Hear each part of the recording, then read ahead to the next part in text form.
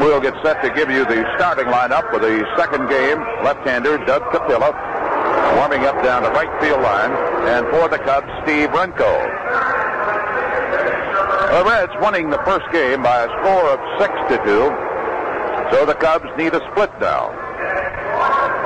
Our broadcast of Game 2 is brought to us by the G. Heilman Brewing Company of La Crosse, Wisconsin. Makers of Old Style, the pure brewed beer from God's country. True Value hardware stores, and if you use it in, on, or around your home, you'll find it in Pay Less for it at True Value. General Finance's 65 Chicagoland offices. To borrow up to $10,000, call friendly Bob Adams at Andover 3-2020. And by Weil Oldsmobile in Libertyville, the world's largest selling Oldsmobile dealer. I hope you'll stop by to see our sponsors of these baseball broadcasts, only to say hello and thanks. Our broadcast of Game 2 is authorized under rights granted by the Chicago National League Ball Club, which has the right of approval of the announcers for this event. It is solely for the entertainment of our audience, and any publication, rebroadcast, or the use of the descriptions and accounts of the game without the express written consent of the Chicago National League Ball Club is prohibited. Cheers go up as Jimmy Enright on the public address mic announces the starting lineup for the Cubs. We'll give you the Cincinnati lineup initially. It'll be pretty much the same as the opening game. A couple of changes. Ken Griffey will be leading off in right field. Pete Rose will be batting second again at third. Batting third and playing at second, Joe Morgan. George Foster hitting in the cleanup position in left field. Cesar Geronimo in center field, and Geronimo in Game 2 will be hitting fifth because Johnny Bench is not going to be in the lineup in this one. Dave Concepcion at shortstop, and Concepcion in this one batting in the number 6 spot. Mike Lum at first base again. Danny Greason very likely is not going to see action in the rest of this series. Lum at first base, and Bill Plummer started his major league career with the Cubs, will be doing the catching. With the pitcher, left-hander, who this year, the outset of the season, was with the St. Louis Cardinal organization, Doug Capilla, a left-hander. His record 2-2. For the Cubs, Jose Cardinal will be leading off. He'll be in left field. Larry Bittner will be at first base. Bobby Mercer in right. Jerry Morales, who doubled as a pinch hitter in the first game, will be in center field, batting cleanup. Steve Olivares, who homered in the first game, will be at third base, batting fifth. Manny Trio at second, and Trio hitting in the number 6 spot. George Middlewald again doing the catching. Both ends of the doubleheader. Middlewald batting 7th. Ivan De Jesus at shortstop will be hitting 8th. And Steve Renko with an 0-1 record for the year. The Cubs starting pitcher in this one. The loss by the Cubs now leaves them only a half game in front of the Philadelphia Phillies. And they're tied on the win side. Both the Phillies and the Cubs with 57 victories for the year. The defeat endured by the Cubs in the opener here today at the hands of this rookie, Mario Soto, is the Cubs' 39th of the season. One less defeat than that suffered by the Phillies. We'll point out the Phillies are going to be playing a single game tonight at Los Angeles on the West Coast.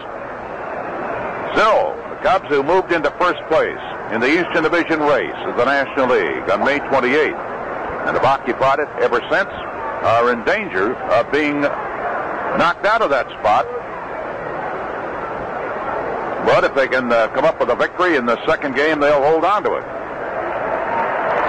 Here come the Cubs out of that dugout on the third base side. Sparky Anderson was telling reporters that he certainly did not expect to get a complete game performance from his rookie Soto, but he said was not surprised at all by the poise that he showed and the good stuff that he had, because he said he's in the Dominican Republic, and not only has he been pitching in the minor league farm system for Cincinnati, but he has been pitching a lot of winter ball. And he said while he's only 21 years of age, he's really got a lot of experience. And he was extremely heartened, of course, by the outstanding job that he did in holding the Cubs in check.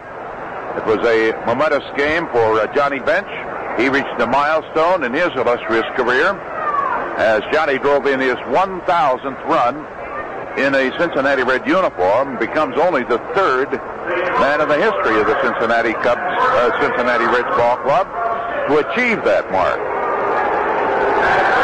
1,000 runs batted in. Frank Robinson had done it previously, as did Tony Perez. Johnny was very, very proud of it, not just because he joined that illustrious group, but because it helped the Reds end that 8-game losing streak. The plate umpire will be Paul Pryor. Andy Olson working at first base. Jerry Crawford will be at second, and Doug Harvey, who called the balls and strikes in the opener, will be working at third. Cardinal, Morados, and Mercer in the outfield. Olivares, DeJesus, Trio, and Larry Bittner in the infield. And Minderwald and Renko battery before Griffey steps in. Let's pause for station identification. This is the WGN Chicago Cubs Baseball Network. This is WGN Radio Chicago.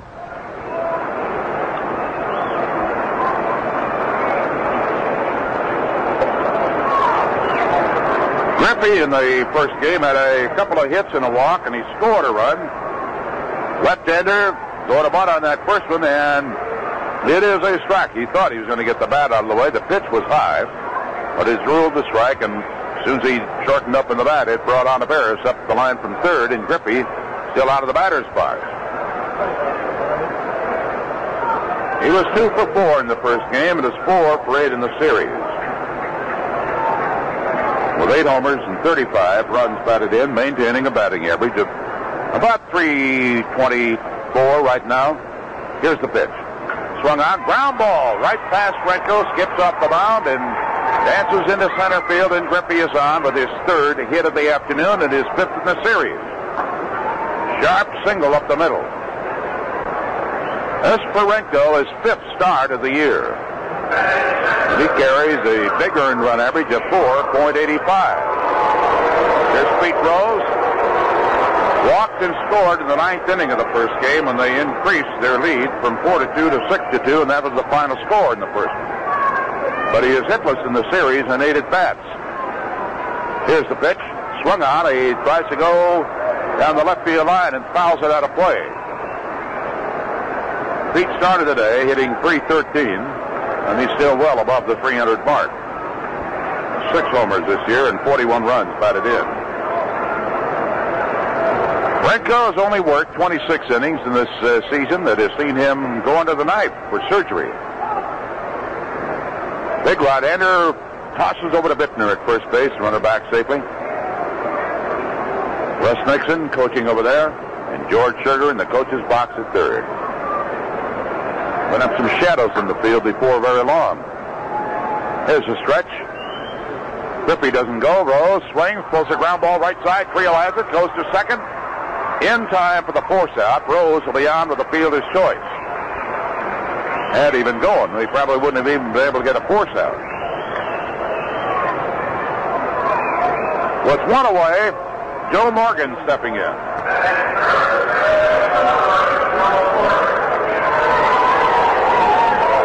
So Joe hit a couple of hard shots in the first game. 1 to center, 1 to right. But he was 0 for 4 officially, and is 1 for 8 in the series. Left-hander with a runner at first base. The pitch, he pushes the butt, fouls it on the third base side.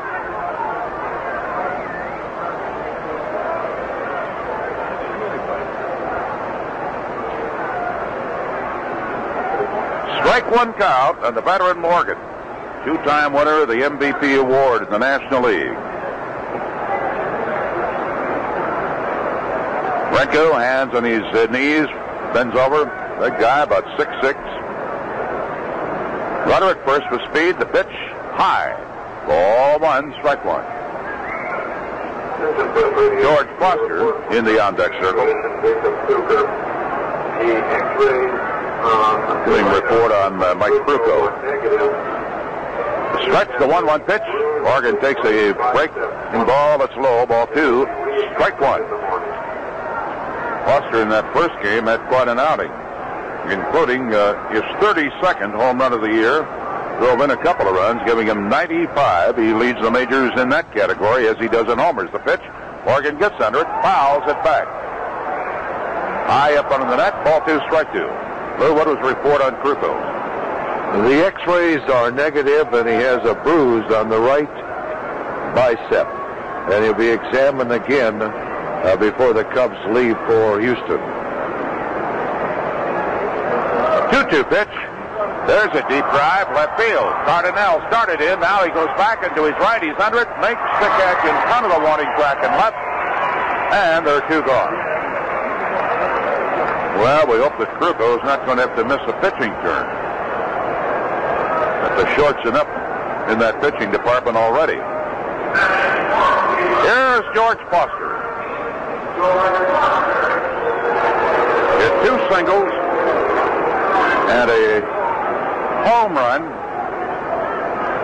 Homer came with the bases empty, and he drove in another run with a sacrifice fly. He stole a base. He scored 3 runs. Other than that, Mr. Foster didn't do much in the opening game of the doubleheader today. 3 for 4 in that first game of the pair of runs batted in. Right-hander takes, and Renko's first pitch is a strike call. He is 4 for 8 in the first 2 games of this 4-game set. Remember, we concluded tomorrow with a single game. Tom Seaver, the probable starting pitcher tomorrow for them. There's a ball, little, ball 1, strike 1. And Ray Burris as a probable pitching nominee for the Cubs here tomorrow as we bid adieu to the Cincinnati Reds in Chicago for the year. But we'll be back over there next week. Close out the homestand tomorrow. 1-1 pitch coming up. Foster takes. It's too tight. Ball 2, strike 1.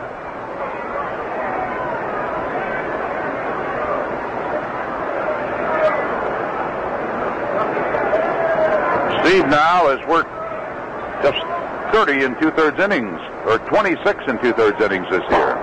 And he misses low and away with that one. Surgery was on the lymph gland to remove, fortunately turned out to be a benign tumor.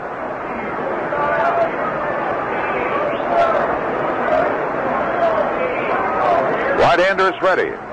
Foster swings, and is he ready? That one is deep to center field. It could be. It is way back, and it is off the vine. Morales could not make the catch.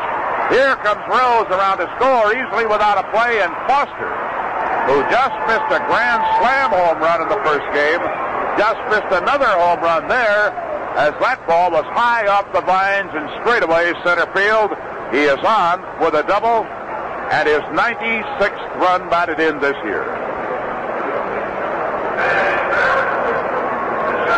Boy, 3-1 pitches to him, and he just eats them up.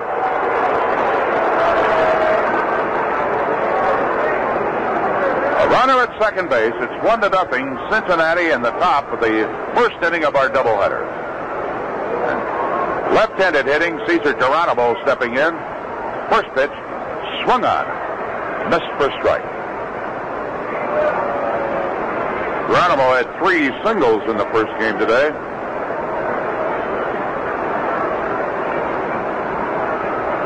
Three for 4.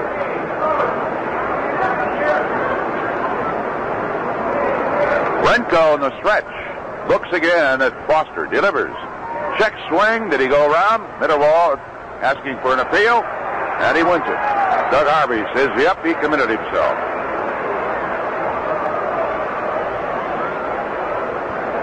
Concepcion in the on-deck circle. 2 gone and a strike 2 count on the hitter. 1-0 Cincinnati. Stretched the pitch. Swung on. He hits one down in left field. It should be caught by Cardinal as he got that one off the end of the bat. It's an easy out to retire the Reds in the first inning, but they jump out in front. 2 hits in the inning and a man left on. So at the end of a half inning of play, Cincy, which won the first game 6-2, leads the Cubs in this one 1-0. Have you ever heard a pinging sound when you've accelerated on expressways or carried a heavy load? That's called knocking, and it's caused by uneven combustion. When you hear a noise like this, it's a sign your car may need higher octane to run the way it should. Now Standard introduces new Amoco Premium Lead-Free, the higher octane lead-free gasoline with higher octane than typical unleaded gasolines. Higher octane than regular leaded gasolines, too. Try a tank full. It could make a difference. If you don't have the problem of engine knock, use lead-free Amoco, the Midwest's best-selling lead-free. Since the lead-free age began, Standard has been the lead-free leader. And now Standard offers you 2 lead-free gasolines. New Amoco Premium Lead-Free in the Gold Pump and famous lead-free Amoco in the Blue Pump. You'll find this choice of lead-free gasolines at your independent Standard oil dealer because you expect more from a leader.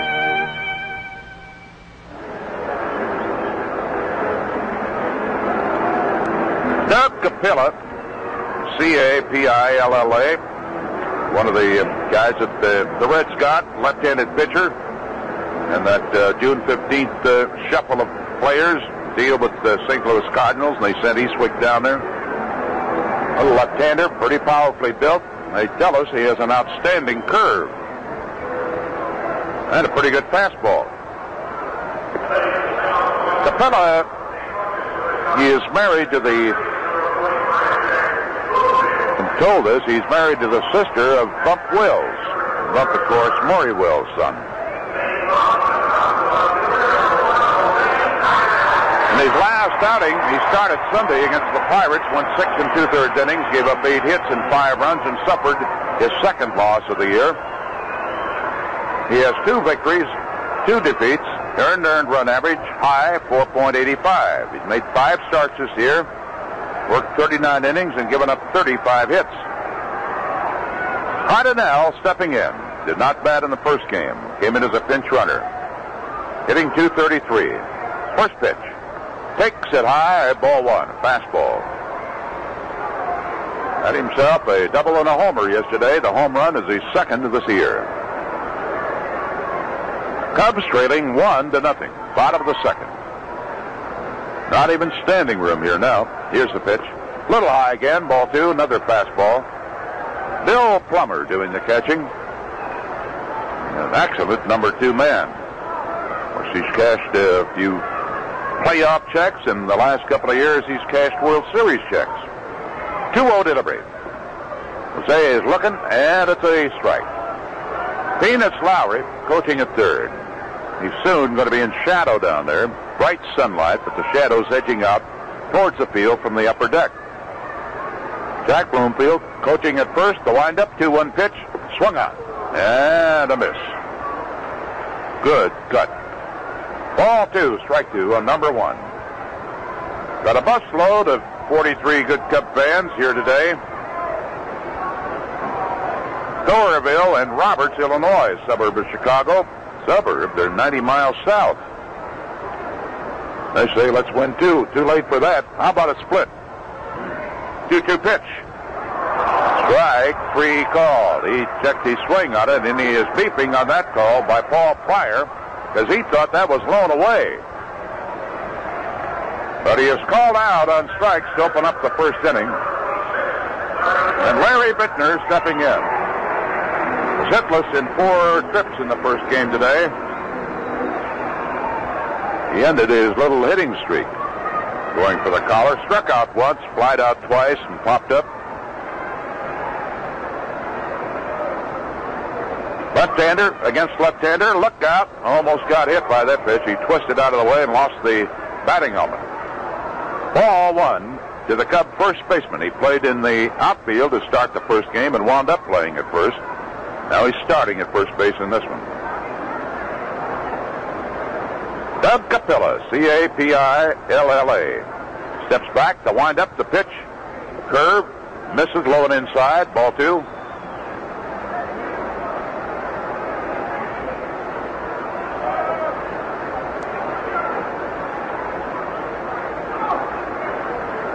Plummer, the catcher, the big fella, gets set. Here's the delivery. Fastball. Letter high strike. Ball 2, strike 1.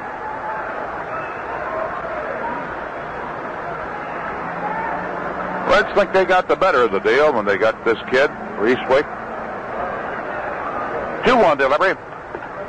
Misses outside with a fastball. Ball 3, strike 1. The Giants and the Mets are underway on the West Coast. 1-0 San Fran at the end of 2.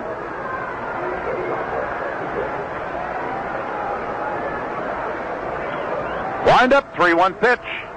Low, ball 4. Bittner reaches. He has been averaging a walk just about every 2 innings. When I say he, I mean Capella. That brings up Bobby Mercer. Reds with a 1-0 lead. Bobby hitting in the number 3 spot in this game. He had a couple of singles, including a bunt. In the first game, he was 2 for 3. He was on base also with a walk.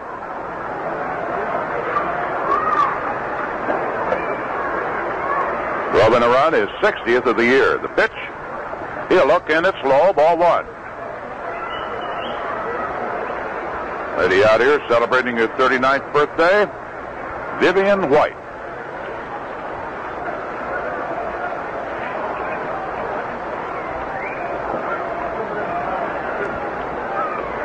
Capella looks at first, delivers. Mercer takes. It's a strike.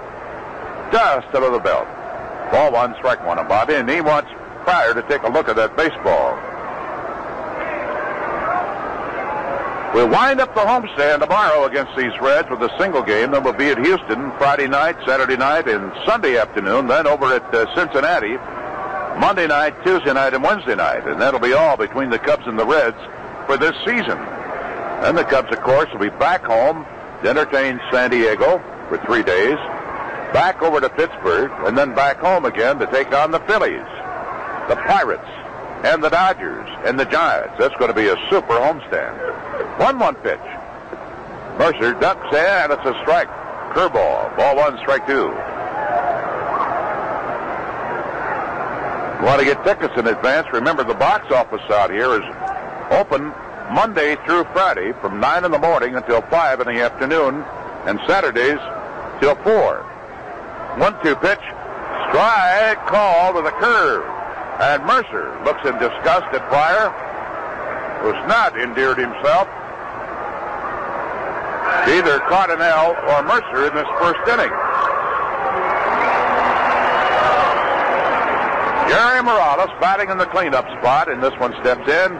Came in as a pinch hitter in the first game and lined a double high off the wall in left field.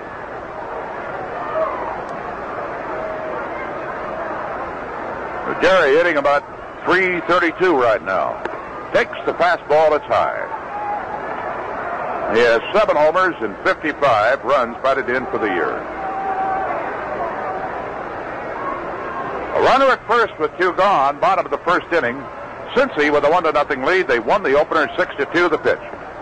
Takes it high and tight, ball 2, no strikes. The box office, of course, is open whether or not the Cubs are here or not. Monday through Saturday. Box seats are only $5. Reserve grandstand only $4. Buy your tickets now and see the game from a good vantage point. 2-0 pitch is very, very high. Plummer, a big guy, had to stick the mitt up high above his head to prevent it from going to the screen. It's 3-0 on Morales.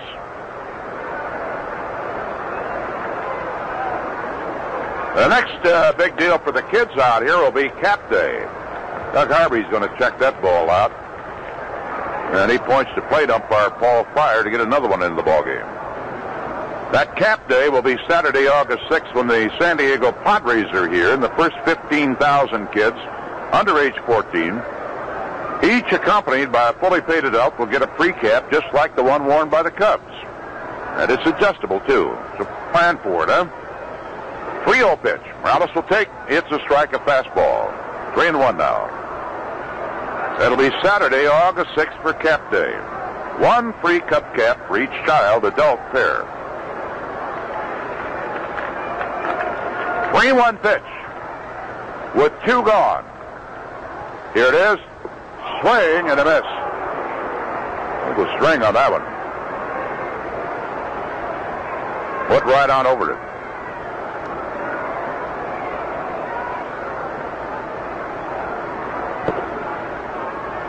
pitching problems they've had, they haven't shown up yet in the series. And certainly not today with the rookie Soto going all the way in the opener. 3-2 pitch swung on, line drive base hit into left field. Bittner made a big turn, and he's got a hold at second base. He did not want to gamble. Not with 2 away. Morales continues his hot hitting on 3-2. He lines a single to Foster in left field. And even though Bittner was off and running with a pitch with 2 away, he could not advance to third. Now Steve Ontiveros, who homered in the first game, his 7th home run of the year, drove in a run, his 37th of the season steps in. He also had a single in that game. He was 2 for 4. Stepping in, right-hander. Choking up about 3 inches, takes a little bit high, ball 1 at fastball.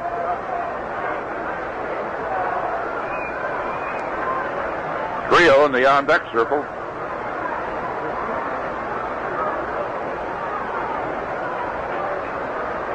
The Reds a winner in the opener, ending their 8-game losing streak. 1-0 pitch.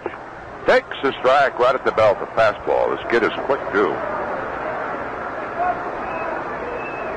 Tying run. Bittner at second base. Morales at first, representing the go-ahead run, but they're 2 gone and a count of 1-1 on Ontiveros. Capilla steps off the pitching rubber. Bittner had a big lead at second. Griffey fairly shallow in right field. Geronimo playing him to full in left center.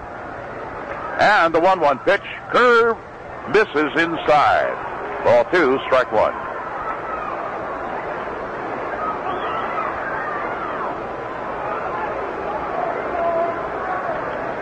They thought he was a little off balance when they first got him from the Cardinals out there in the mound. Didn't like quite the way he was striding and kicking, and they changed him a little bit. 2-1 pitch, fastball swung on, 1 hopper.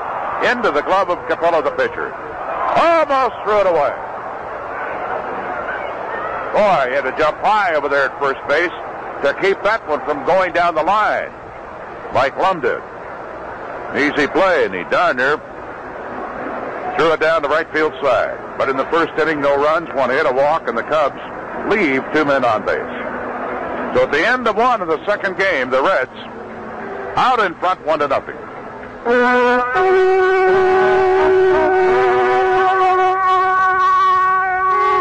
Water from God's country. Sparkling, pure spring water. Gottlieb Heilemann spent years looking for water like this. He found it in La Crosse, Wisconsin in 1853.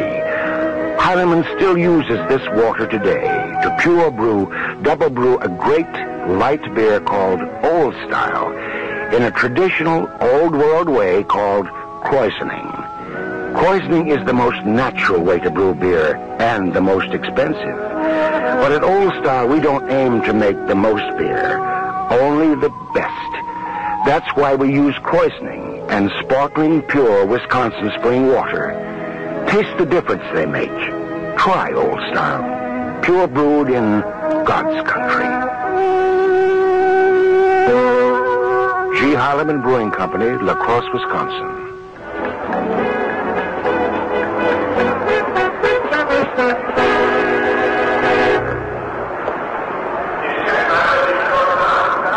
Dave Concepcion, one of many players over the years, has defied superstition and wears number 13, is going to lead off. He is hitless so far in the series in 8 trips to the plate. I got a note here that we have in attendance today Dubuque County's 1977 outstanding dairy farm family from Holy Cross, Iowa. Mr. and Mrs. Merlin Jaeger and their guests from Paris, France. There's a swing and a miss for strike 1. Pascal Rignier. Welcome to Wrigley Field. First pitch was a strike. Brinko delivers a fastball taken for strike 2.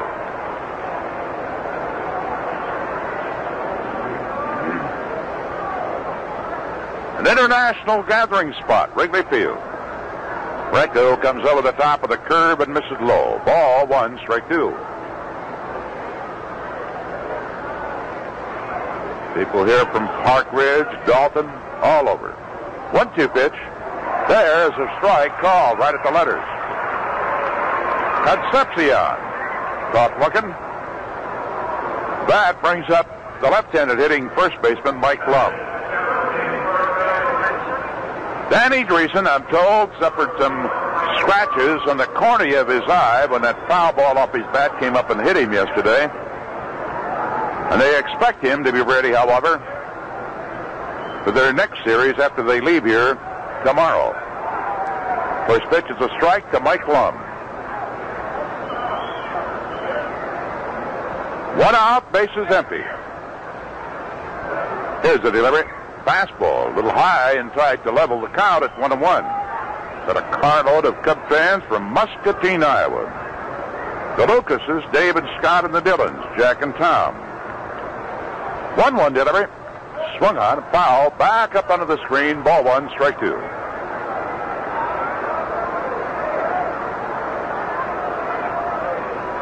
Frank Casey, Jim, and Doug Casey all here from Sterling. 1-2 pitch. Lum checks his swing.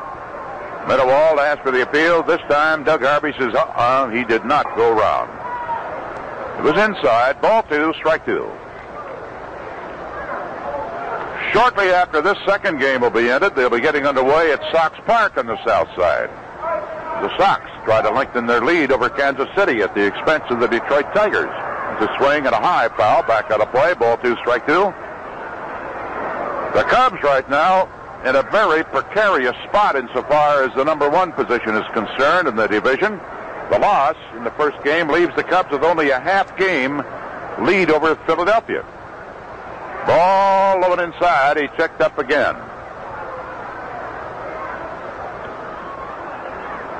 Phillies got a split last night against the Dodgers. They'll be meeting again in a single encounter on the West Coast tonight. Renko delivers a 3-2 pitch. Half swing. It's off his bat, foul on the third base side. Understandably, we have some celebrities from Libertyville, Illinois here today, too. Mr. and Mrs. Don Mack and their son, Alan Mack. 3-2 pitch. Swung on and missed. He threw it up in his eyes, and he didn't have much of a cut at it. 2 gone on the second strikeout by Renko. Bases empty for Bill Plummer, who's been playing, of course, in the shadow of the great Johnny Bench all these years. Big right-hander. Picks up about as much in World Series checks the last couple of years as a lot of guys do in their whole salary. Been at bat 60 times, or 175 times this year. 75 times. They'll get it right. Getting shaky. Here's a swing and a fly ball dropping back. Second base trio is there. Manny drifts it out and he grabbed it two-handed to retire the side. Sounded like he cracked his bat. 3 up, 3 down in the second inning. But the Reds got on the board in the first, and at the end of 1.5 at Wrigley Field, they lead 1-0. You know, this summer your home could be damaged by something you can't even see. Hot, humid air.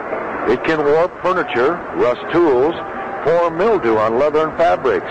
But you can get help from True Value Hardware stores.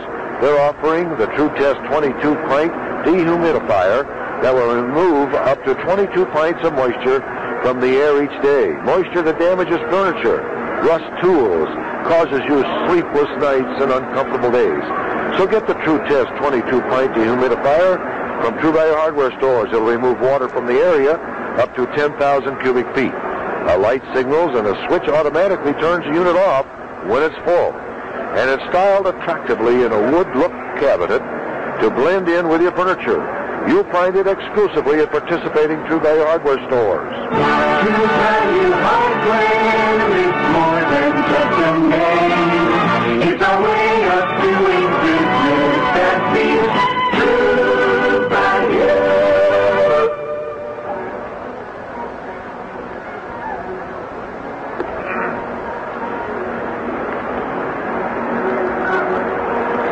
Manny Trio.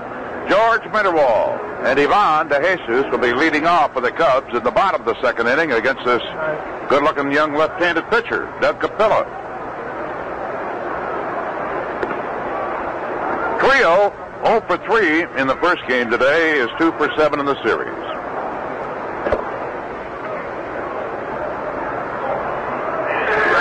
Tomorrow we close out the homestand with a single game. Tom Seaver, they think, is going to have been recovered from the upset stomach, intestinal flu, sufficiently to pitch. And against him will be Ray Burris.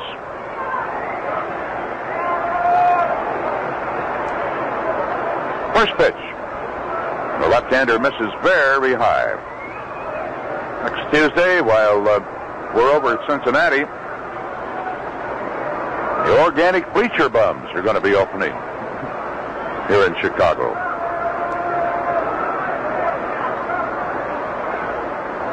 I'm going to say, what? There's a ball outside. The bleacher bums. The Leo Lerner Theater in the Uptown Center Hull House on North Beacon Street, 4500 block. 2-0 pitch. And he takes a strike. Inspired, of course, a little drama by baseball at Wrigley Field, the bleacher bums. Could be a good show. 2-1 pitch. Swung on, ground ball to Concepcion, the shortstop. Here is his peg, and Trio is out by a step. 1 away, and that brings up Mitterwald. Got a base hit in the first game today. 2 for 6 in the series with a run batted in.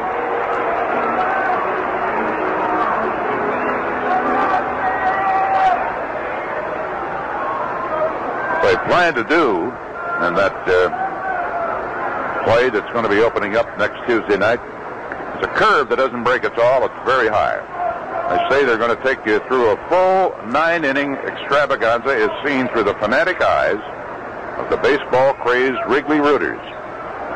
That ought to be a dandy. And capture that. It's a miracle. There's a ball too low. Ball 2.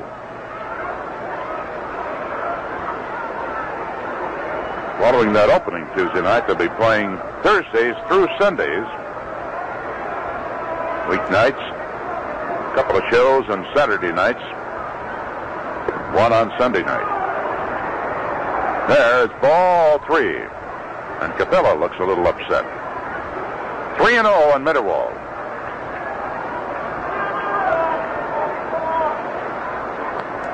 Here's the windup, the pitch. Ball 4. He lost him with a fastball high and away. That is the second walk issued by Capella. And that brings up DeJesus, who was 0 for 7 in the series. Before he steps in, let's pause for station identification. This is the WGN Chicago Cubs Baseball Network. This is WGN Radio Chicago.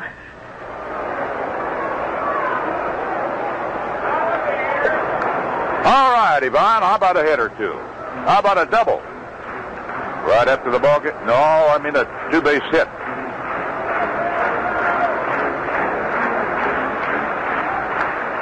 They're not holding Mitterwald on at first. Here's the pitch. Curve low and inside, ball 1. Vince Lloyd and Lou Boudreau reporting the Reds won the first game, 6-2. Larry Shepard, their pitching coach, is jogging out there. He wants to talk to this young man right now before he gets into any further trouble. Al Aldrich, our engineer, and Jack Minovich, our producer. The Reds are leading in this game, 1-0.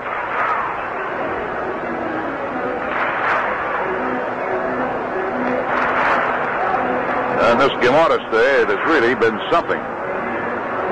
They accounted for a couple of thousand people. But they started filing into this ballpark extremely early this morning. Well, not coming in. They were lined up in the streets around here. They had to open the gates early or they'd had a massive traffic jam. They have not yet been able to give us the count. But it is a dandy. And standing everywhere you look. Shepard back in the dugout. Capella ready with a 1-0 pitch. De Jesus takes a fastball for a strike. Ball one, strike one.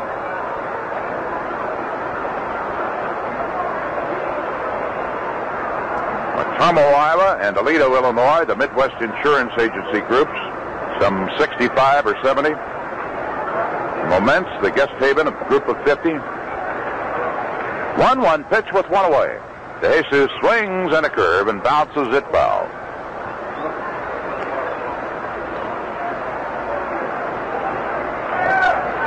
Northfield High School from Wabash, Indiana is here. Group of 40.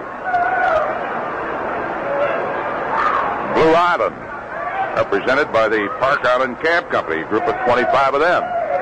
No, they did not. I'll come out in separate cabs. They took the bus. 1-2 pitch. Swung on. One hopper to the second baseman, Morgan. Backhands to Concepcion. The relay. They get a nifty double play. Morgan backhanding it over to Concepcion. Back over to Lum, and they have come up with their 92nd double play of the year. No runs. No hits. And nobody left on the bases. At the end of 2 in our second game at Wrigley Field, Cincinnati still leads 1-0. A new refrigerator-freezer combination, a new car, maybe a garage to keep it in. Meeting needs with major purchases like these over a short span can occasionally happen to most families. If it's happening to yours, remember, a lot of families like yours are calling Friendly Bob Adams of General Finance Corporation at Andover 32020. That's where you can pay off your debts with a bill consolidation loan. General Finance is also where friendly professionals help make it simple and easy for people like you to own the things you work for. One convenient consolidated payment a month. Easy to keep bill payment records. You know what you owe and how much you paid. Come to the friendly professionals for financial assistance. Call Friendly Bob Adams at General Finance, Andover 32020.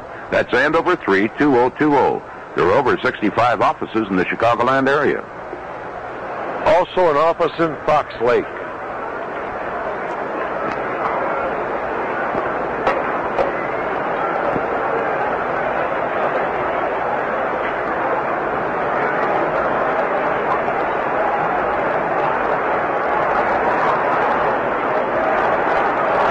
In the third inning, the Reds will send Capilla, the pitcher, and then the top of the order. Reds scored 1 run in the top of the first inning. They lead 1-0 after winning the first game from the Cubs 6-2, breaking an 8-game losing streak. Now here's the youngster Capilla, southpaw pitcher, and he swings as a left-hander. First pitch is an outside ball, 1 to Byrenko. Cincinnati 1 run, 2 hits. Cubs no runs, 1 hit. There's a fastball. It's high. Ball 2 to the pitcher. We don't want to put him on. Crowd just sitting waiting for something to happen for the Cubs. But thus far, a home run by Ontiveros in the second inning of the first game. Cubs picked up 1 more run in the 6th, and that was it. A young pitcher by the name of Soda. Here's a swing and a miss. 2-2 the count now as we pick up play. Soda was in a few jams, but had enough left to get out of them. 2-2 pitch by Renko. Curveball swing, a tap to the shortstop. DeJesus has it. Fires to Bittner, 1 out. Now here's Griffey at bat. Opened up this ball game with a base hit. Then he was forced at second base by Rose when Rose grounded a trio.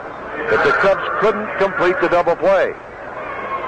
And this cost the run because Morgan, the next man, flied out to Cardinale. That would have been the third out had they completed a double play. But with 2 outs, Foster then doubled high off the wall in center field, driving in Rose. And for Foster, that was his 96th RBI. Now here's Griffey at bat. The pitch, right down the middle, strike 1. Griffey has been hanging around that top 10 for batting averages in the National League. Here's a bunt down the third base line. and Mitterwald lets it roll, and it rolls foul. Fine decision by Mitterwald because that Griffey can run, and he was taking off as soon as that bat hit the ball. One out in the third inning of this second game. Tomorrow the Reds will close out this homestand against the Cubs. Game time 1:30. The Mets have come up with 3 runs in the third inning. They now lead San Francisco 3-1 at the end of 3. 0-2 on Griffey.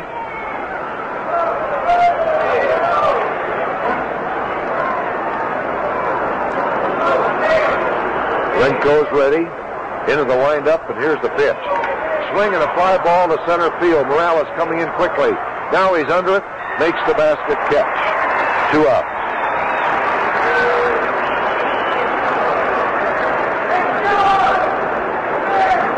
Two away, and here is Pete Rose. Rose is yet to get his first base hit in this series, believe it or not. Rose is 0 for 9 as he steps into that batter's box, and he has taken the lead after checking up. Here's a swing and a fly ball down left field line, but it's curving foul. Rose is the leader in career hits for switch hitters. He supplanted Frankie Frisch. And this fellow has a few more years left to play. Over 2,880 hits. Strike called, a let-up curveball. Rose took it. 0-2. 2 outs, nobody on base. A long day at Wrigley Field, but it'll be shortened if the Cubs can put on a rally. Checks his swing in time. Mitterwald looks down to Harvey. Asks for the appeal, and Harvey says no. 1 ball, 2 strikes now to Pete. Renko. Into the windup and the pitch. Fastball into the dirt. He just wanted to powder that ball past Rose and had too much on it. 2-2 the count.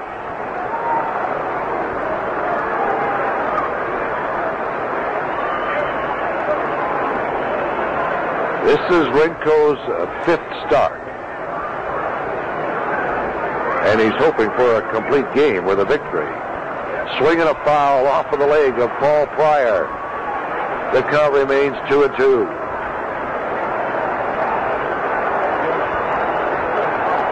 After the run-scoring double by Foster, Renko has retired the next 6 Reds.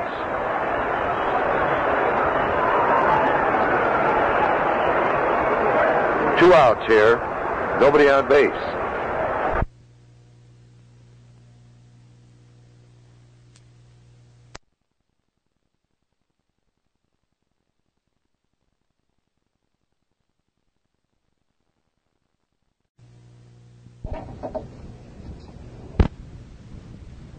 Nobody on base. Renko gets his sign from Mitterwald. The pitch tapped high over Renko's head. He moves back, has it. Tosses it to Bittner for the out to get the Speedy Rose. Third inning, no runs, no hits, nobody left on base for Cincinnati. Cubs coming to bat. Bottom of the third inning, trailing. It's Cincinnati 1, Cubs nothing. Think you could eat 40 bananas in 39 minutes? Anthony Fig did it. He set that record in 1967. Says so right here in the Guinness Book of World Records. How could anyone eat so much so fast? This is Mike Pyle saying we'll probably never know the answer to that, but there are some records that are easily explained. For instance, the current record for selling new Oldsmobiles. It's held by Weil Olds in Libertyville. Weil sells more new Oldsmobiles than any other dealer in the world. Why? Why do people come from Chicago, from all over the state, even from neighboring states, to buy their new Oldsmobiles from Weil? You won't find the answer in the record book, but you will find it in Libertyville, Illinois, home of the world's largest Oldsmobile dealer, Weil Olds. Plan to drive out real soon. You'll probably get out to Libertyville faster than it takes Anthony Fig to eat 40 bananas. With all the country-driven cars they take in trade, Lyle Olds has become a used car shopper's paradise.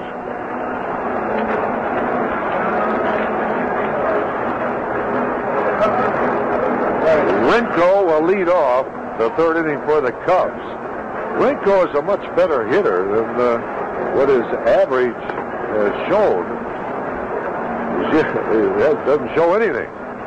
3-0. He doesn't have a hit yet in 1977. Of course, he's only been to bat 5 times. Let's see if he can break the ice right here. Cincinnati leads 1-0. This is the third inning. Mets have added 2 more runs in the fourth inning. They now lead San Francisco 5-1. Giants batting in the fifth inning. First pitch by the southpaw. High fastball, ball 1. Mets holding up that Eastern Division in last place, hoping to catch Montreal. Capilla into the wind-up, the pitch. High, ball 2. Shepard, the pitching coach, has been out once to remind Capilla what he's doing wrong. He's only walked 18 men in 39 innings. There's a ball inside, ball 3. 3-0 to Rinko. Leading off the third inning for the Cubs. Cardinale due up next. Number 1, Jose. High, ball 4, Rinko's on with a tying run. That's the third walk issued to the Cubs in 2 full innings.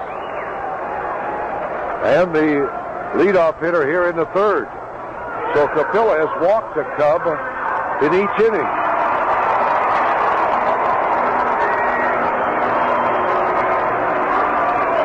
Jose Cardinale called out on strikes to open up this ball game. He did not play the first game.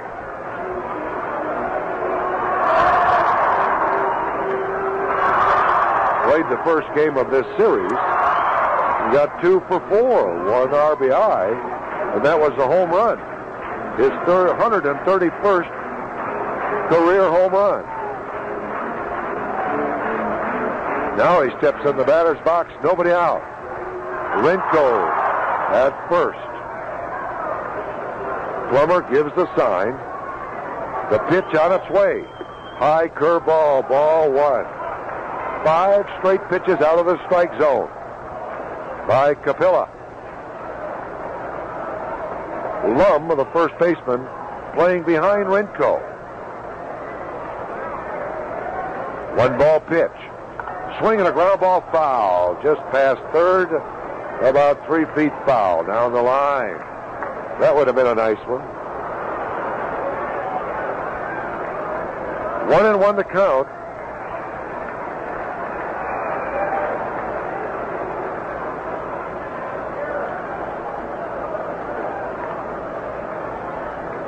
Jose waiting out of the batter's box as Capilla wants a new baseball.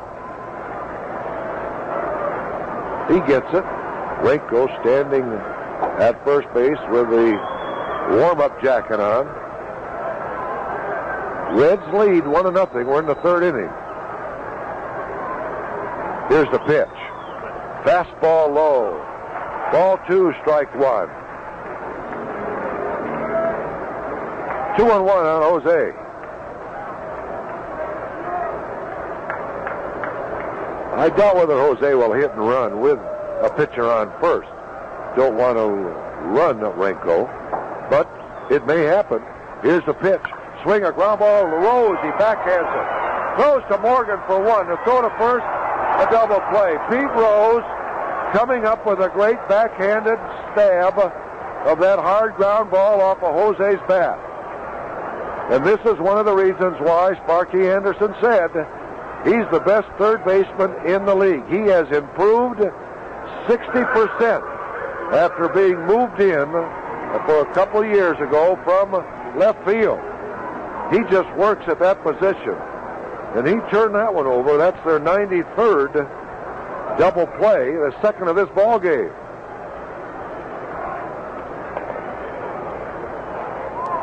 The pitch now is a fastball for a strike to Bittner.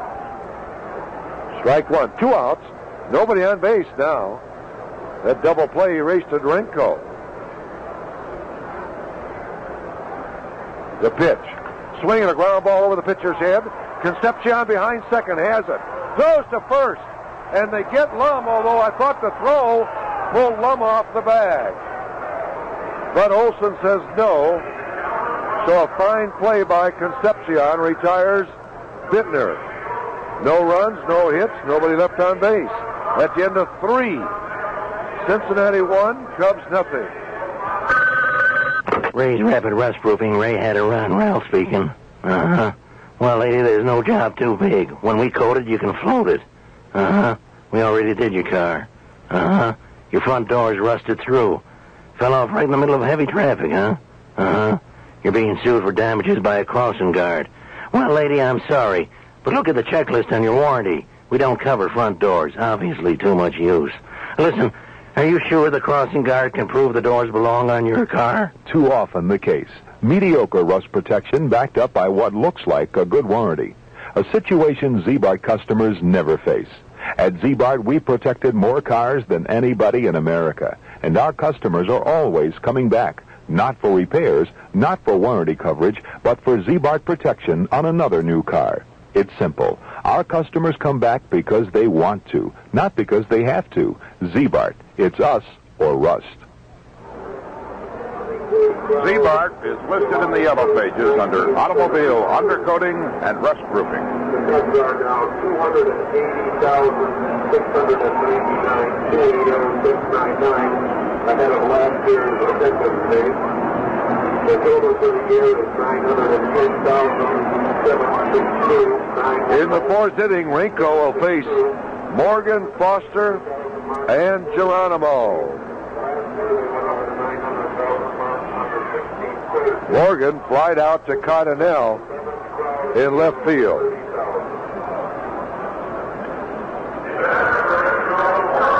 Cincinnati leads 1-0. Renko on the mound for the Cubs. First pitch, curveball high to Morgan. Cubs used 5 pitchers in that first ball game. Soto, the young rookie, making his debut as a starter, wins it. There's another pitch high. Ball 2.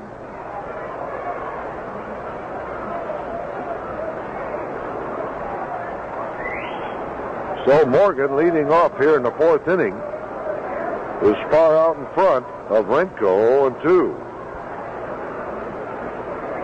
The pitch on its way. Pop foul, out of play. Up in the upper deck. So it's 2-1 on Morgan. He'll be followed by Foster. That Foster, they ring off of his bat. There's a swing and a fly ball short center field. Morales coming in. Now he slackens up, and he makes the basket catch. 1 out. Here's Foster. I'd like to see him pop up one time, or just hit an easy ground ball to one of the infielders. This fellow's got muscles in that bat. The way they drive off of that bat. He doubled in the first inning, high off the wall in center field, and the wind is blowing in. In the first ball game, he hit 1 out. He drove in 2 runs. He's going after Hack Wilson's 190 RBI record. First pitch to him, ball 1, low.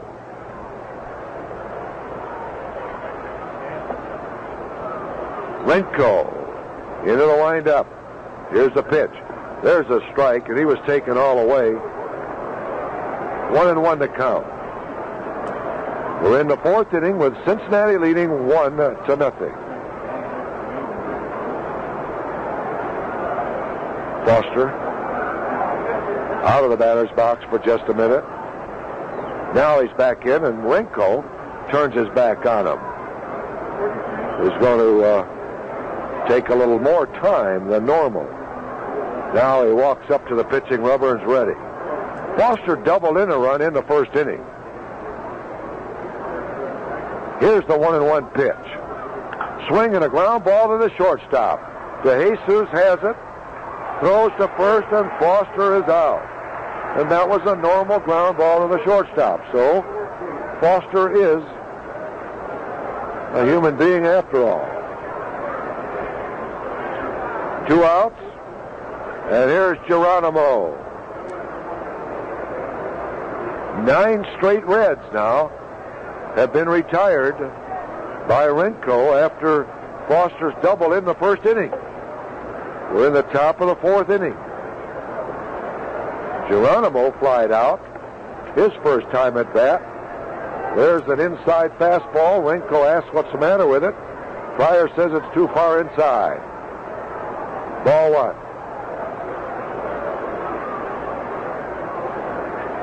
Cubs play. Geronimo to swing late. Morales is over into left center. Swing and a miss on a Rinko fastball. 1-1 to count.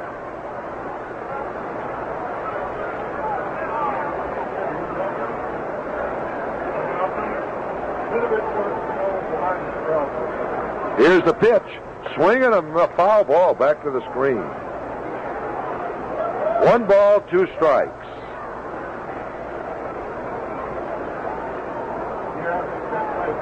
Now Rinko pitching out in front of Geronimo.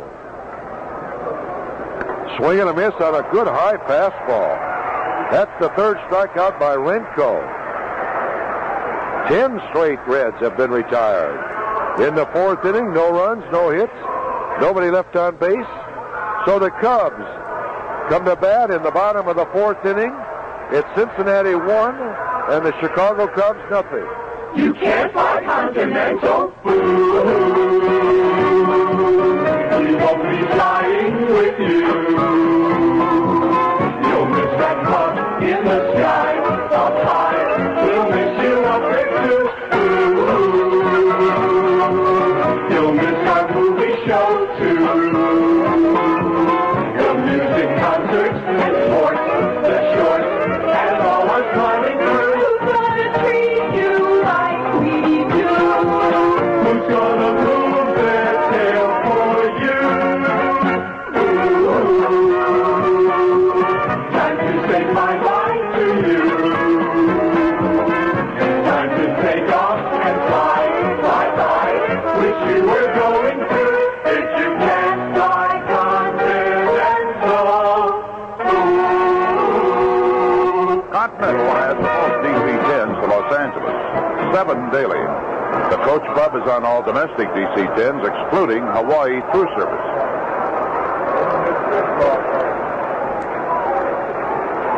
Well, the Cubs need this ball game. That's a big and an important ball game for them.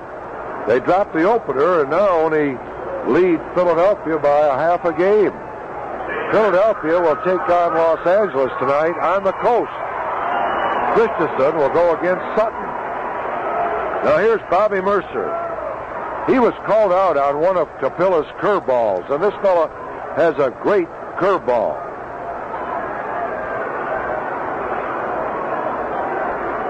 Rose even with the bag at third base just in case Mercer wants to bunt. He bunted in the first game and beat it out for a base hit.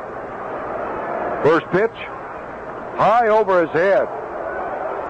That's the second one today that went over Mercer's head. Ball 1.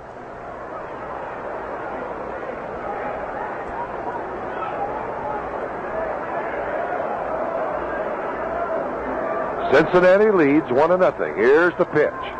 Fastball low. Ball 2. Ball 2, no strikes now to Mercer. He represents the tying run. He can get a hold of one and get one out of here. That'll wake up some of the folks. The pitch on its way.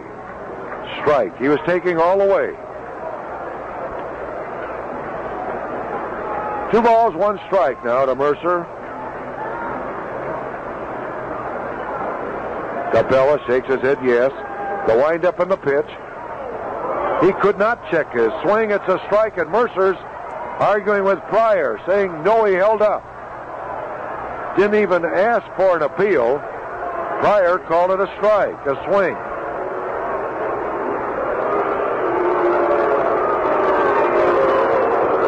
So the count is 2-2. Mercer a little upset with that call.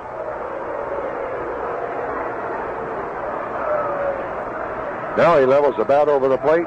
Here's the 2-2 pitch. Curveball inside. He backed away from it, and it's 3-2. Ball 3, strike 2 to Mercer. He's leading off here in the 4th inning. The pitch on its way. Curveball for a strike call. He broke off a beauty. That baby dropped about 2 feet. Nothing you can do with that one, and Pryor calls it strike 3. That's the 3rd strikeout for Capilla, and he has Mercer twice. Now here's Jerry Morales, singled over Rose's head in the 1st inning. First pitch on its way. Swinging a high bounding ball to Morgan. He charges it, gets it on a short hop, throws to Lum for the out. 2 outs quickly here in the 4th inning. Now here's Altaveras. He grounded right back to Capilla. His first time at bat.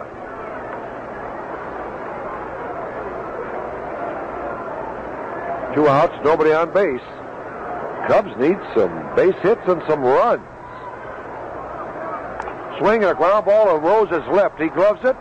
Fires to Lum, 3 out. So, Cubs go down 1-2-3 in the 4th inning. No runs, no hits, nobody left on base. At the end of 4 complete innings of play, it's Cincinnati 1 and the Cubs nothing. Any knowledgeable baseball man will tell you that a good switch hitter is a pretty valuable guy to have in the lineup. Whether that pitching is right-handed or left-handed, you know there's one guy in your team who's equal to the occasion. Of course, you could say much the same thing about old-style beer. Some beers are fine for when you're hot and dry and you just want to quench a thirst. But once you've satisfied that thirst, you find the flavor just isn't there. Now that's where Old Style goes both ways. Great when you're hot and thirsty, just as great when you simply have a taste for a beer. That's because Old Style is brewed the old world way in a pure brewing, double brewing process called krausening. Brew a beer once, and you've got a good beer. Brew a beer twice, you've got a great light beer. And Old Style is one American premium beer that is still fully krausened, naturally carbonated in the old world way. Try Old Style, pure brewed in God's country.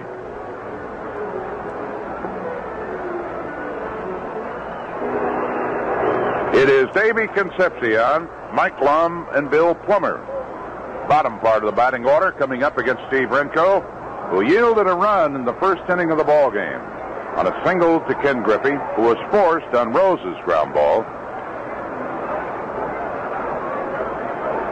And then Foster with a double, driving in his 96th run of the year. Since then, he has retired 10 in a row. Concepcion opened the 2nd inning looking at strike 3. Vince Lloyd here with you at Wrigley Field. The pitch. Takes the fastball. Strike right at the letters. Shadows now from the upper deck have cut across home plate and the 3rd baseline. Wind up the pitch way high. That one slipped out of Renko's hand. Ball 1, strike 1. Let's pause for station identification. This is the WGN Chicago Cubs Baseball Network. This is WGN Radio, Chicago.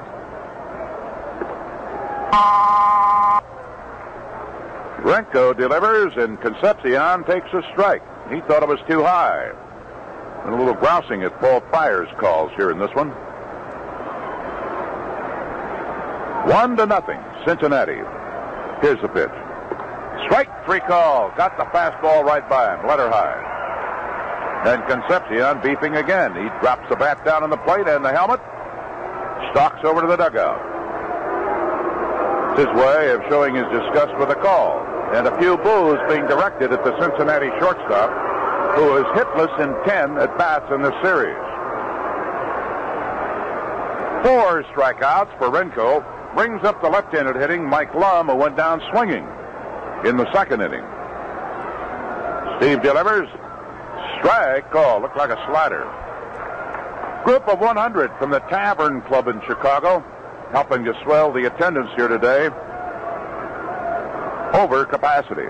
There's a swing and a foul. Back up onto the screen. Strike 2. 41,105 paid. 42,342 total.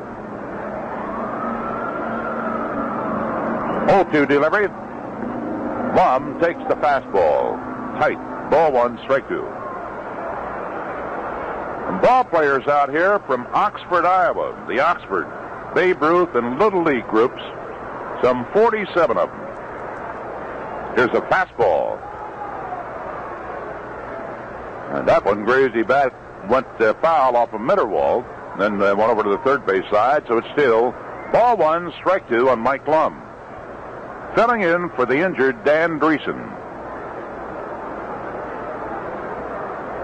1 away, bases empty. They won the first game, Cincinnati, 6-2. Here's a swing and a foul. Back up onto the screen. And a 21-year-old rookie from the Dominican Republic, Mario Soto, went all the way. One of the runs, a homer by Steve Ontiveros. The other driven in by Bobby Mercer. 1-2 pitch. High. Ball 2, strike 2.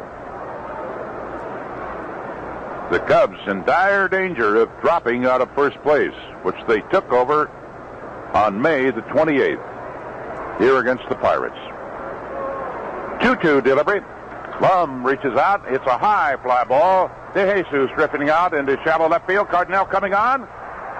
It is Ivan DeJesus who grabbed it. Cardinal bounced against him, and you could see the ball pop out of DeJesus Smith, but he grabbed it. Two-handed. Turns to say something to Jose. Well, okay. Apparently he didn't hear Cardinal hollering for the ball, and he did as he's supposed to, went out and made the catch.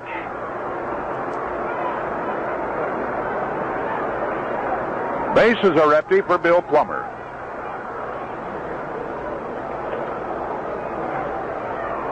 Popped up to Manny Trio, his first time up today.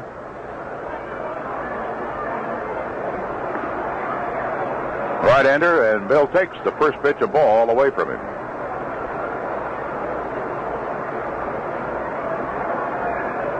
Renko in the windup. There's a swing and a high fly ball at Manny Trio. Moves out, grabs it on the outfield grass to retire the side in order.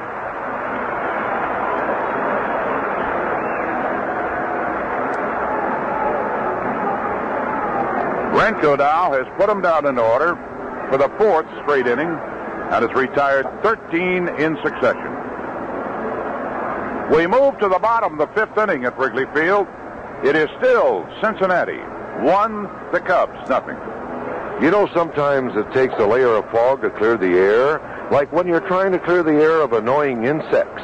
That's when you need the Burgess Electric Insect Fogger from True Value Hardware Stores. The Burgess Electric Fogger turns an ounce of insecticide into 2,000 cubic feet of insect-killing fog. All you do is plug it in and pull the trigger, because the fog remains in the air longer than sprays. It keeps on eliminating bugs, and it gets down into those hard-to-reach hiding and breeding places. And the Burgess Electric Fogger from True Value Hardware Stores can also be used as a garden sprayer. Just remove the barrel heating element. Get rid of all those bothersome insects that can ruin parties, barbecues, other outdoor activities by clearing the air with the Burgess Electric Fogger from participating True Value Hardware stores. True Value Hardware is more than just a name. It's a way of doing business that means True Value.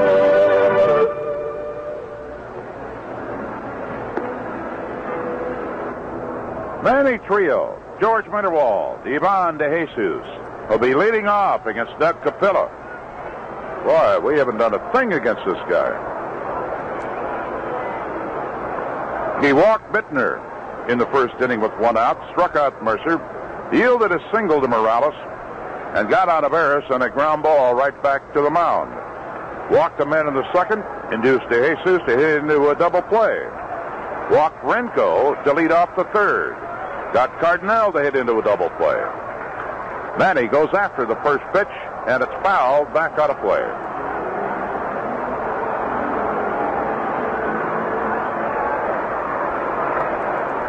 So the beleaguered pitching staff of the Reds has come through so far today. 21-year-old rookie right-hander started his first game in the majors in the opener, and he went all the way. And here's Capella in his 6th start. 2-2 record. High earned run average of 4.85. And the Cubs have not been able to touch him except for 1 hit. He's walked 3 and struck out 3. Wind up the pitch. Curveball swung out, a 1-hopper to Pete Rose. Here's the peg over to Lum in time, and there's 1 away. Boy, he's got a good curveball. They gave up a good relief pitcher to get him in the June 15th trading deadline, Raleigh Eastwick to St. Louis. Here is George Minderwald. Walked in the second. It's 2 for 6 in the series. Wind up, Capella's curve low and inside.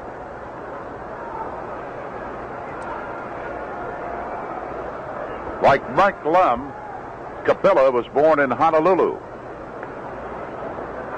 1-0 delivery.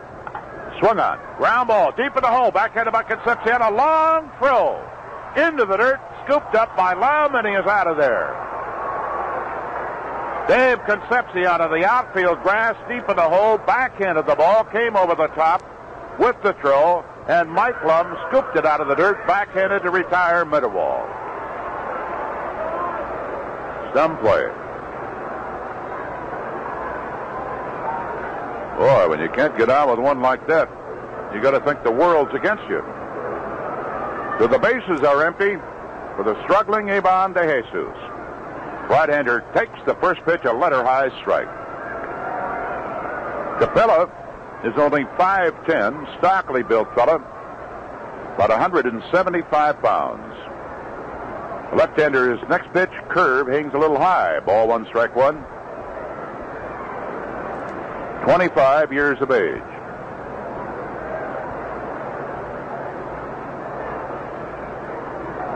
Plummer gives him the side. The 1-1 pitch to DeJesus. Takes a strike inside corner. Ball 1, strike 2. Ivan is 0 for 8 in the series. Kid has really been struggling at the plate for about a month. Bases are empty, 2 gone. Geronimo very shallow for him in center field, and even more shallow is Griffey in right. Here's a swing and a ground ball to Concepcion. He's got it. Here's the peg, and the side is retired in order. 3 up, 3 down to the end of 5. Cincinnati, a winner in the first game by a score of 6-2, leads in the nightcap 1-0. Nobody wants to think about sickness and the cost of hospitalization. Unfortunately, these things happen, and nobody wants to be caught short when medical bills arrive.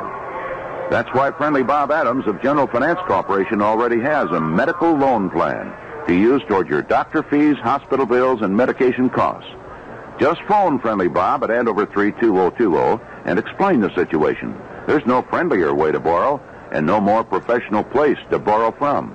Whether you're a man or a woman, your signature is probably all it takes to get a loan at General Finance. So call Friendly Bob Adams of General Finance at Andover 32020 to borrow up to $10,000. And if you have an existing balance at General Finance, feel free to extend it. Once a General Finance customer, always a good friend. Call Friendly Bob Adams at Andover 32020. There are over 65 offices in the Chicagoland area.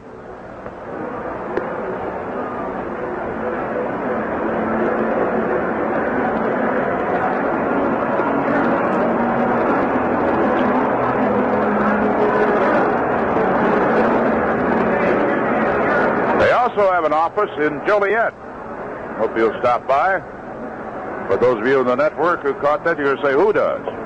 Well, don't worry about it. It was not intended for your ears. Well, Steve Renko, after the first inning, has done a super job. He's retired 13 in a row. And the pitcher, Doug Capella, stepping in to lead off the sixth inning.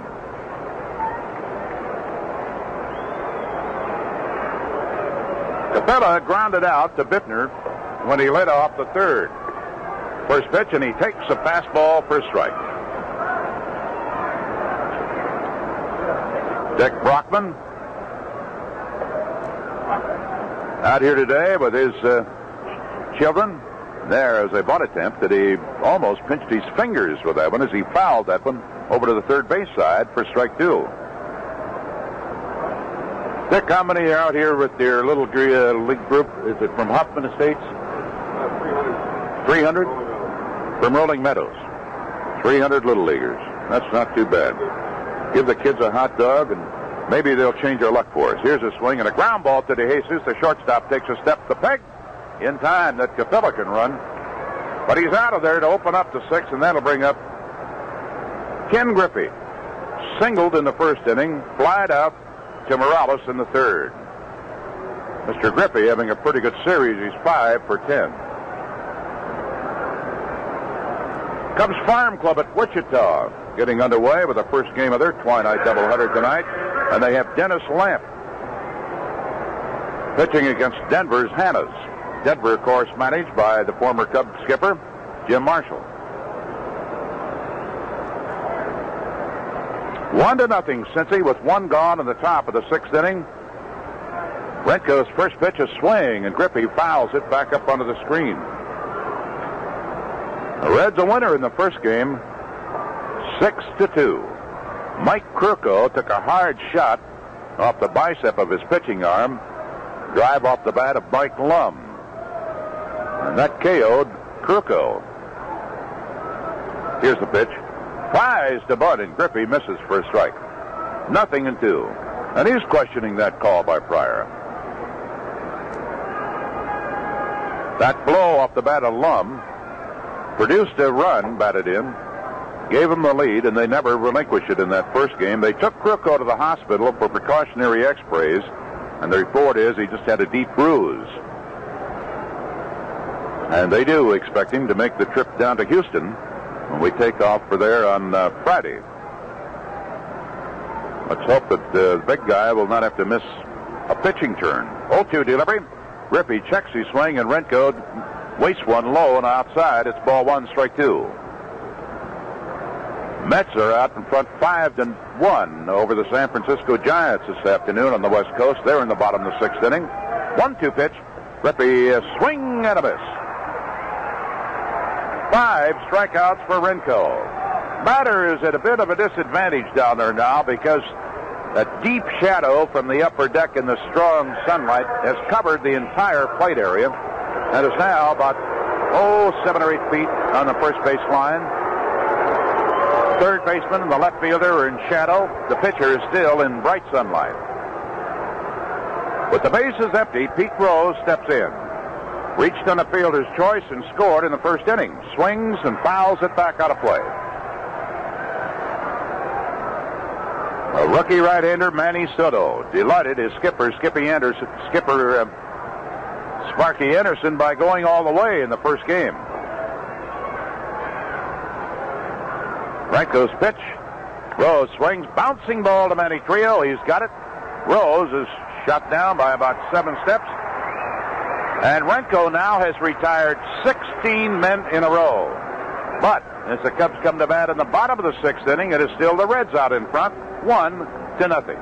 If your exercise program includes sit-ups, try doing 14,118 of them. Sound impossible? It's not. Dale D. Cummings did it, 14,118 sit-ups, from 11 p.m. November 29th to 11:02 a.m. November 30th, 1965. I'm Mike Pyle, and that's the way it's recorded in the Guinness Book of World Records. 12 hours and 3 minutes worth of grunts and groans, and a world record. If you think that's amazing, consider this.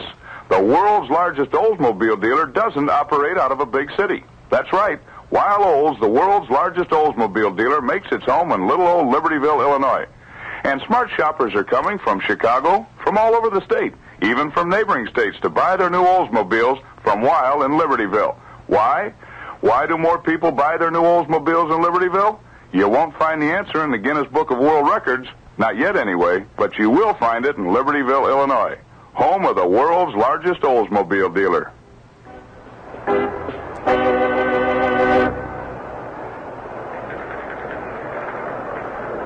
Steve Renko is going to lead off.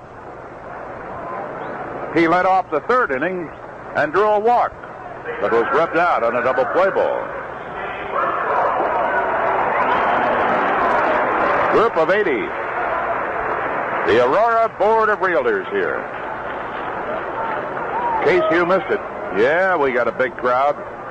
41,105 paid. Far more than capacity. Oh, I hope they're not going to have to sit through a doubleheader loss. Capello's first pitch, fastball from the left-hander's high. Cardinal in the on-deck circle, and Larry Bittner is due to hit third. Left-hander delivers, fastball, strike call. Ball one, strike one. From Park Ridge, a welcome to the St. Joseph Teen Club, a group of 20 from my hometown of Park Ridge. There is a strike call, the breaking ball down around the knees. Ball one, strike two. Renko wears number 50, and he's big enough to wear that in football. Curve doesn't break, stays too high, ball two, strike two. From Wilmette, the Rotary Club, a group of 50. Capella in the windup, 2-2 pitch, fastball, swung on, a miss for strike three. Strikeout number 4.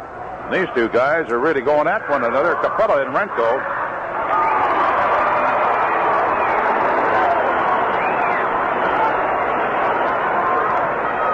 He is now retired 9 straight. Renko, let's put them down in order, for 5 straight innings and has retired 16 in a row. But he and the Cubs are trailing 1-0 in this second game of the doubleheader. Cardinal stepping in, the first pitch, the little guy takes a strike inside corner of the knees. He was very upset with Paul Pryor in the first inning when he was called out on strikes.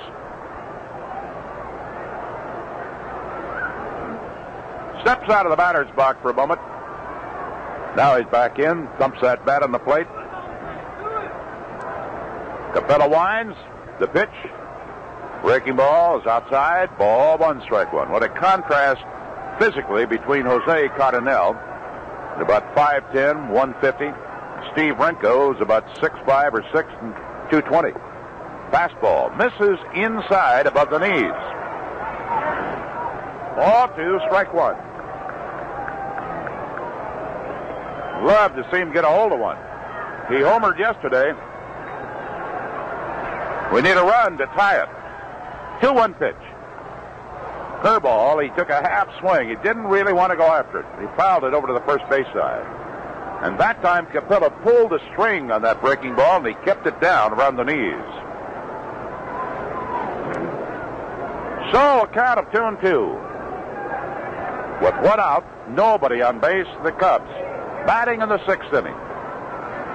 The Reds trying for a sweep. 2-2 delivery. Curve low and inside. Almost hit Jose in the legs. Giants came back with 3 runs in the bottom of the 6th inning.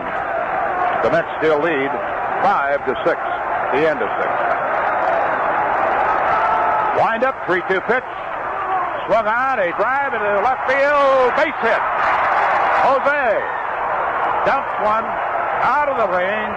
George Foster and Davey Concepcion, and the Cubs have the tying run on for Larry Bittner. So after retiring 9 in a row, Capella finally gives up his second hit of the ball game. And it wasn't any rocket shot, but it did the job.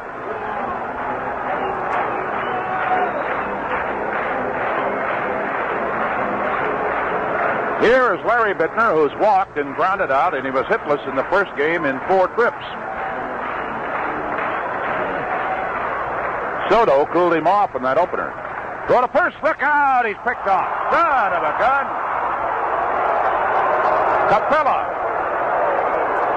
with a great pickoff move.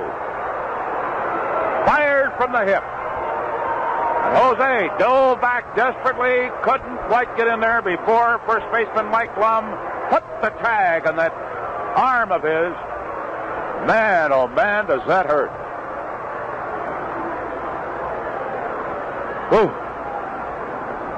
So instead of having the tying run on base with 1 out, the bases are empty, 2 gone. There's a fastball. Bittner tries to bunt and misses for a strike. Man, oh man.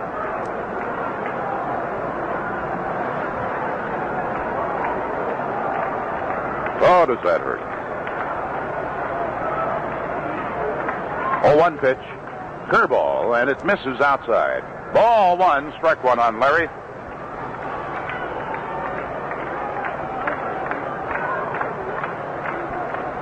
Wind up the pitch.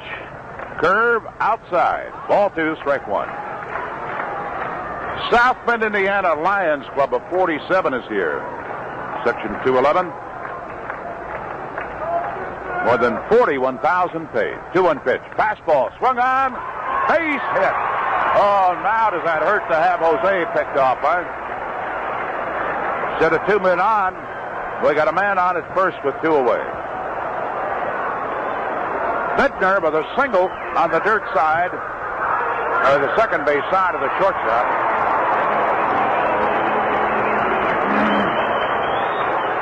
Bobby Mercer has looked at strike 3 twice against this left-hander Capella. And there have been a couple of those calls that the veteran has not been very charmed with. Maybe he's hot enough to hit one out of here, huh? Here's the kick. The pitch swung on. Bouncing ball fouled on the first base side. Into the glove of Mike Lum. Thank heaven it's foul. Bobby drove in a run in the first game, his 60th of the year. Otavares homered in the opener, but that was all for the Cubs, and the Reds won that one 6-2. Group from Darien, Illinois. State Farm Insurance is here. From Janesville, Wisconsin, Van Galder with a group of 41. Now, Larry, be careful at first base. We don't need a replay on that pickoff. 2 gone. Strike 1 count. Here's the pitch. Fastball. Gets under it, and it's a high foul. Ooh, he wanted to hit that baby. Took a hefty swing at a good fastball. Now, let's see if Capella will come back with a good curve to it.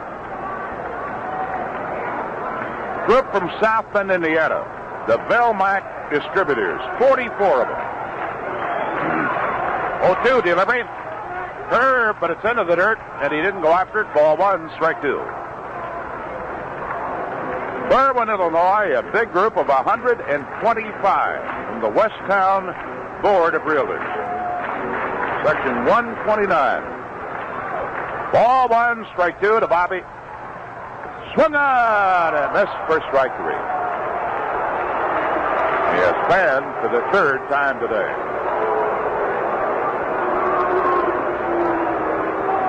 Well, on the bottom of the 6th, no runs, 2 hits, 1 man left on. Ooh, I don't like the way this is going at all. At the end of 6th, Cincinnati, a winner in the first game, 6-2. Leads in the nightcap, 1-0. Well, friends, you want to learn how to buy tobacco at cost? You also like to find out how you can get pipe repairs absolutely free?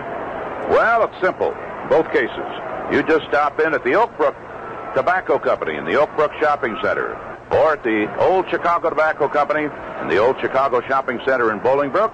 See Bob Fanning and all the guys out there. While you're there, stop in and talk a little baseball, too. But you'll also find out how to buy absolutely superb type tobacco at cost and you'll also find out how to get your pipe repaired absolutely free. While you're there, take a look and see the great line of lighters that they have, and all smoking accessories in both places. They carry pipes from the top 22 pipe manufacturers in the world. They have one of the largest selections of Meerschaum pipes from Eskisher, Turkey. And, of course, they have outstanding pipe tobacco. And by the way, you can order that half-pound tobacco of your choice, and they'll send you a 2-ounce sample free. Stop in.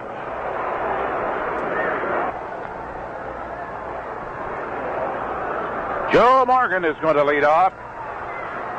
Little guy has flied to left in the center field against Renko, who has retired 16 consecutive Reds. Their run came in the first inning on a single and a double. There are only 2 hits. Big right-hander gets his sign. The wind up the pitch. Morgan swings, and he hits a high foul out of play. First base side, a good fastball to him. That one is into the upper deck. The Wonder Bread folks have a group of 81. From Morrison, Illinois. Here's the pitch. Into the dirt. Bounced up and hit Mitterwald. Ball 1, strike 1. Morrison, a group of 46 from the R.C. Smith Transportation Company. The total here at Wrigley Field today, 42,342. Renko.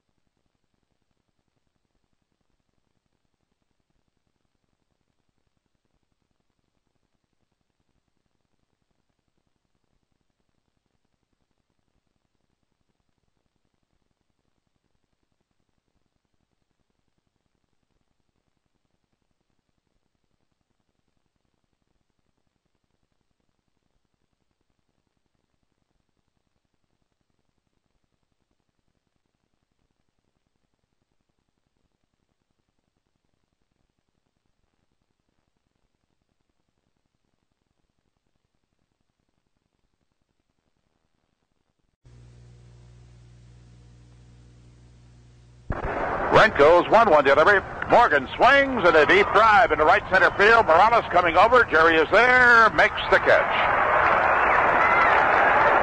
And Morgan is 1 for 11 in the series. 17 straight Reds have gone down, but Renko and the Cubs are still behind. The Reds with a 1-0 lead. 1 out in the top of the 7th. George Foster doubled in the first inning and drove in his 96th run of the year. He belted in 2 runs in the first game. 1 with a homer, his 32nd of the season. Right-hander swings, fouls it back. A shot climbing back up into the net, strike 1. The leading home run hitter and the leading RBI man in the majors, George Foster. Man of deep religious convictions. What a steal when they got him from the Giants a few years ago, huh? 0-1 delivery.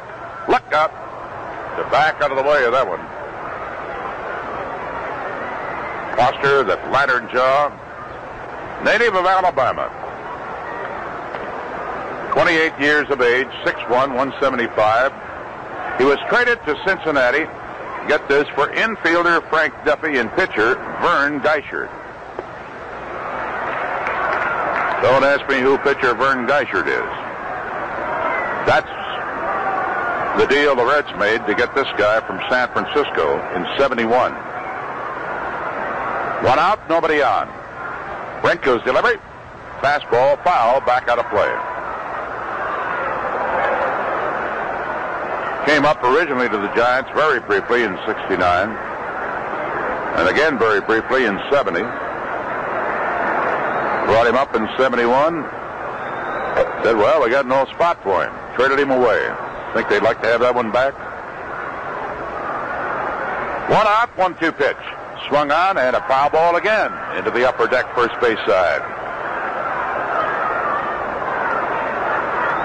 Last year he hit .306. He drove in 121 runs to lead the league last year.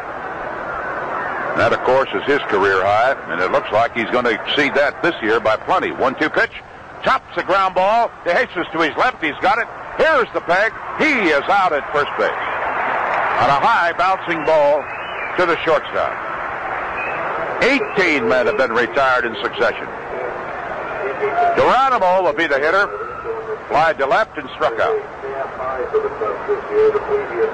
Let's pause for station identification. This is the WGN Chicago Cubs Baseball Network. WGN Radio Chicago, 76 degrees officially, Midway Airport at 5:29. Geronimo, a left-hander. Renko in the windup. Fastball a little high. Ball 1. Vince Lloyd and Lou Boudreau reporting for Wrigley Field. The Reds with a 1-0 lead. And Cincy won the first game 6-2. Windup, 1-0 pitch. Swung on. He pulls a foul ball. A change.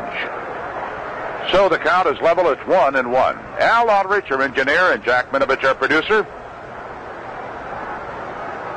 And a happy first birthday to Shannon Lynn Germerod in Dalton from her Uncle Rick, who finally got to see his first Cub ball game. Rick Germerod. 1-1 pitch. Backs him away with a fastball. It's 2-1. 18 batters retired in succession equals a Cub high for the year. Rick Russell did it about 5 days ago against Atlanta. Here's a swing and a high pop-up to Jesus of the outfield grass. Ivan is there, two-headed catch, and the side is retired in order, and that is a season high by a Cub pitcher, retiring 19 consecutive batters. Time for the second, 7th inning stretch. Man, oh man. The Reds a winner in the first game, 6-2. The score in the nightcap, the Reds won, the Cubs nothing. You know, there are a couple of easy-go dealers in Griffith and Hammond, Indiana, Joe and Ted. They, like their namesakes, Joe DiMaggio and Ted Williams, are as consistent as they come. Joe Moon is at 844 North Broad Street in Griffith, Indiana. Sure, Joe DiMaggio had a hitting streak of 56 games, but Joe Moon has over 20 years of sure hits to his customers, and Ted Williams batted left-handed. But you ought to see Ted Olbert. He can fill your car up with gas with either hand. Ted is at 3611 169th Street, Hammond, Indiana. And when they wrote the song Back Home in Indiana, they must have known about the easy-go dealers, Roy Jeremiah and Steve Kuntz. You know, these two gentlemen have for years served their customers with a genuine down-home feeling. They are vital parts in their neighborhood. Roy has his easy-go at 8310 Calumet Avenue in Munster, Indiana. Steve is on rural Route 11 in Valparaiso, Indiana. Hey, let them know you appreciate their sponsorship of my leadoff man. Please stop in.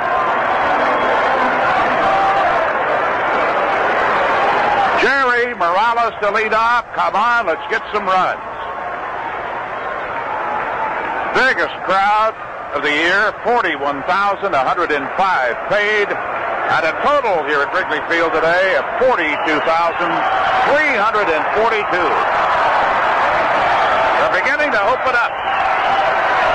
Left-hander Doug Capella winds. Morales swings and a ground ball to Petros off his catch. Picks it up. Here's the throw. He is safe at first base. Morales reaches to open up the bottom of the 7th. As that ball jumped off the chest of Petros at third, he fired a good, hard fastball. Not quite in time. Morales was hustling. An error against Pete. That is only the 51st error of the year by the Cincinnati Reds. Let's see if the Cubs can capitalize on it. Steve Ontiveros grounded out for the pitcher and to Rose at third. Homered in the first game. Capella's kicked the pitch. He was going to butt. Takes it low. Ball 1. Manny Sarmiento, right-hander, is going down to the Cincinnati bullpen, and he'll start to warm up. He was up a couple of times in the first game, but they didn't need him. A rookie in his first major league start went all the way. Mario Soto to get the win. The 1-0 pitch. Takes it high. Ball 2. Squared away as though he were going to bunt. I had the feeling he may be going to cross him up. Gets another sign from Peanuts Lowry, coaching at third. Shadows now stretching out towards the mound and halfway down the first base line.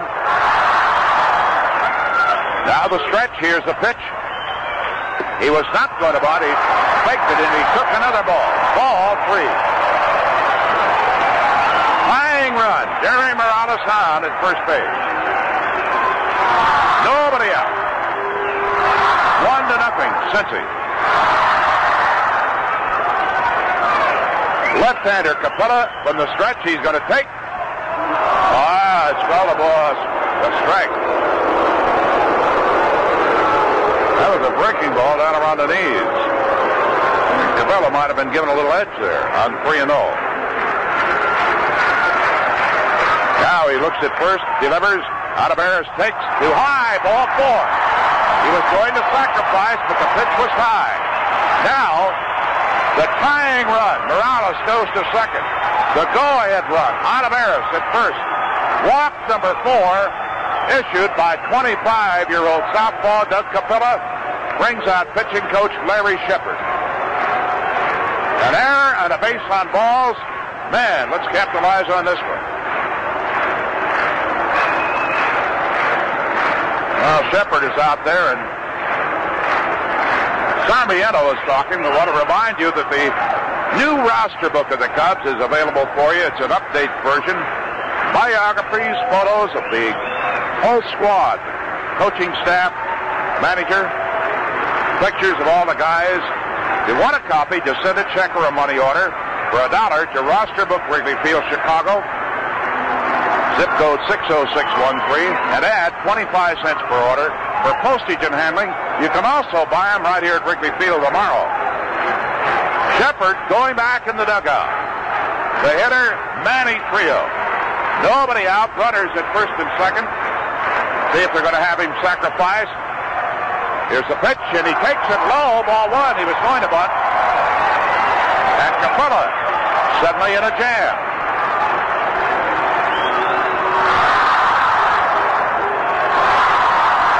He had retired 9 in a row until Cardinal singled with 1 out in the 6th, then was picked off.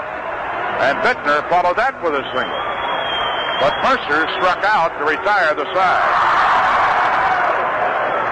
Tying run at second, go-ahead run at first, bottom of the 7th. Here's the stretch, the pitch, he's going to bunt. Pushes it foul, back up onto the net. Ball 1, strike 1 on Trio. Reds a winner in the first game, 6-2.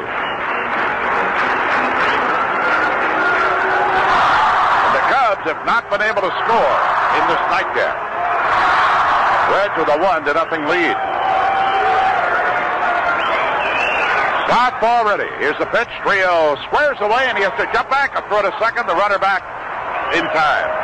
Good throw by Bill Plummer to second base. Pitch inside to Manny Trio, and he twisted out of the way in time. Ball 2, strike 1.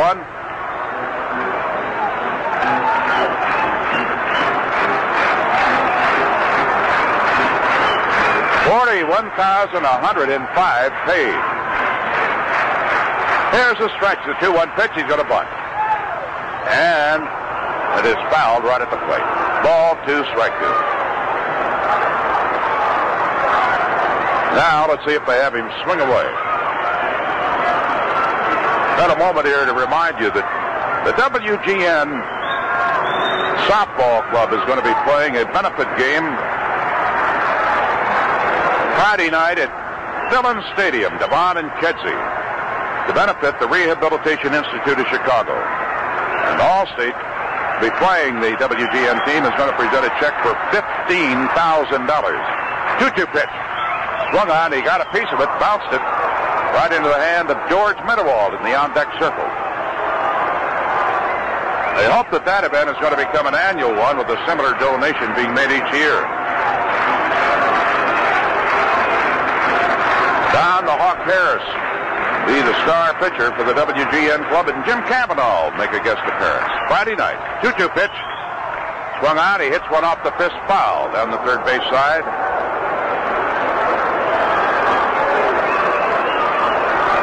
Bill Donahue is going to be there. An infielder, Ron Rowland.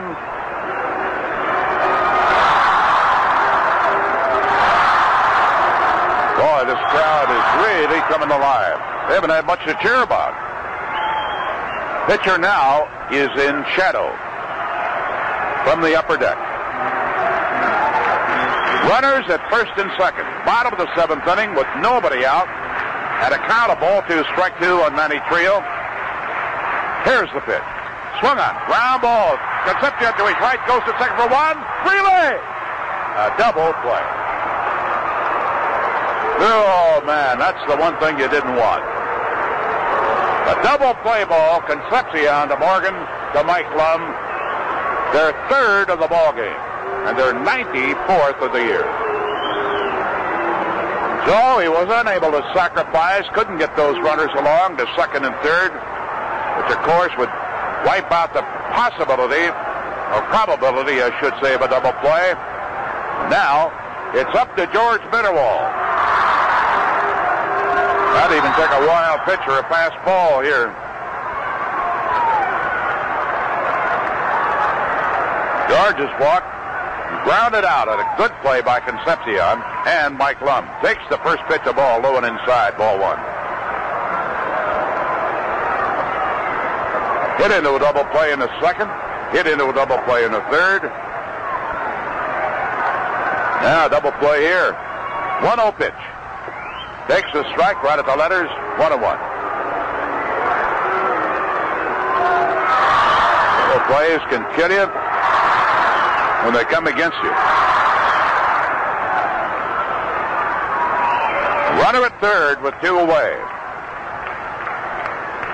The young left-hander looked over there at third. Now Mitterwald calls time, and he wants to get a towel with a pine tar and pitch on it to wipe off that bat handle.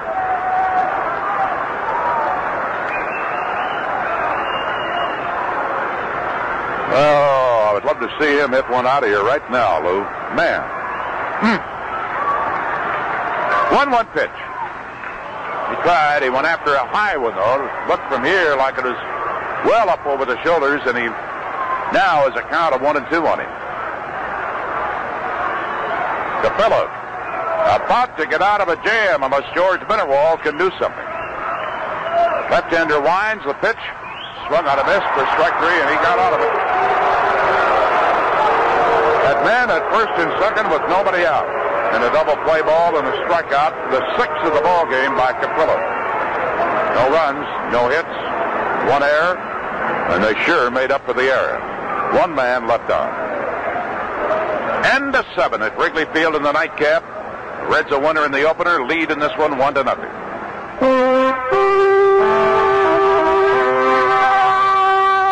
When you brew a beer in God's country, you begin with sparkling, pure Wisconsin spring water. Water that flows deep beneath the ground. Then you pure brew, double brew it in a traditional old world way called krausening. Krausening is the most natural way to brew beer and the most expensive. Most expensive because it takes more time.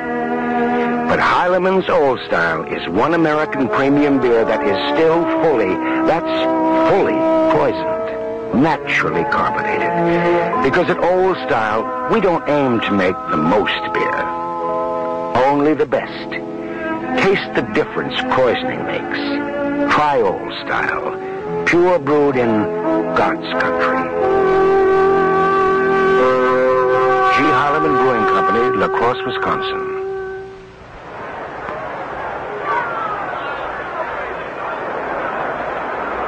Oh, man.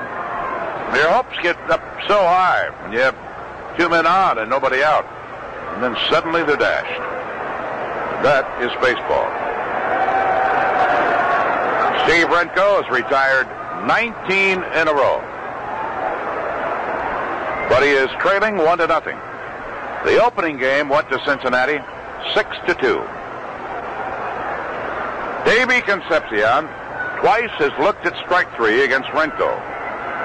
He's leading off, and the right-hander will be followed by the first baseman Mike Lum, then Bill Plummer. Now let's hope that's all here in the 8th inning. Renko in the windup, the pitch. Concepcion, half swing and a foul ball back to the screen for strike 1. Mescale Brooks here this afternoon. This big crowd of totaling over 42,300. Here's a pitch.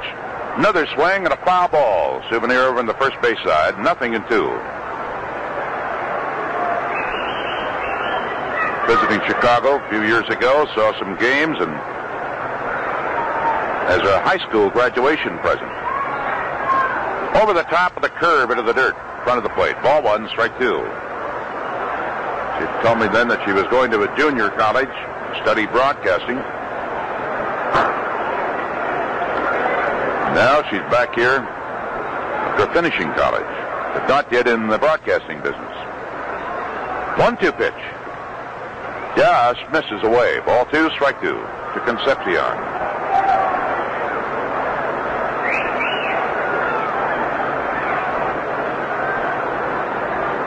Renko's 2-2 pitch, swung on and a high fly ball.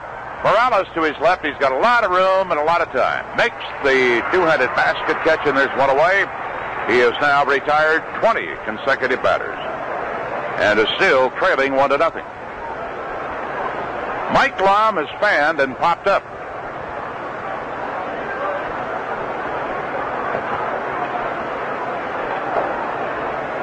First pitch, the left-hander swings, ground ball to Manny Trio, should be easy, picks up the roller, Lum is out of there. 2 gone in the 8th inning, brings up Plummer. Gail Brooks tells us she's now a babysitter for one of the attorneys for Jose Cardinal. Wonder how many he's got.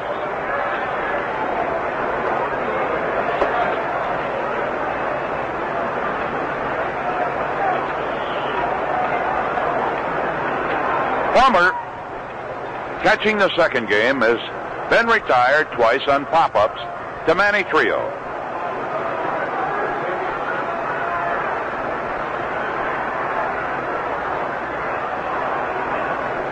Big fella's 12 for 77 this year. First pitch to him, a ball. Renko winds. Here's the pitch. Swung on a miss. Blew the fastball right by Plummer. You're the number 2 catcher. To a guy like Johnny Bench, you don't get much work. Now 30 years of age. 1-1 pitch. Checks his swing. The slider misses. Blown away. Ball 2, strike 1. Plummer had the thrill 3 years ago of hitting a couple of homers off Steve Carlton. Look out. He may have hit one out of here. It is way down the left field line. And in play, off the wall, Cardinal digs it out. And Plummer just missed jacking one out of here. A double high off the vines down the left field line, a double. So that ends the string for Steve Renko. He had retired 21 consecutive batters. Plummer's 13th hit of the year, a double. So they've got a man in scoring position with 2 away. Doug Capella, the pitcher, going to bat for himself. Cincy with a 1-0 lead, and the Reds took the first game 6-2 to end their 8-game losing string. For Bill is his 5th double out of 13 hits he has this year. Fella takes, and Renko misses low for ball 1.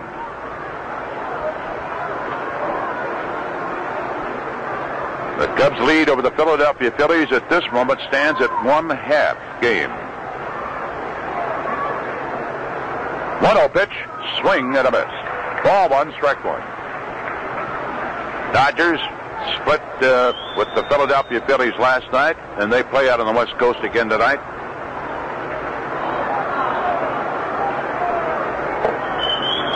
Renko in the stretch, the 1-1 pitch, swung on, a drive, Morales to his right, he should be there. He grabs it one-handed. And Capella and the Reds are retired in the 8th inning. No runs, 1 hit.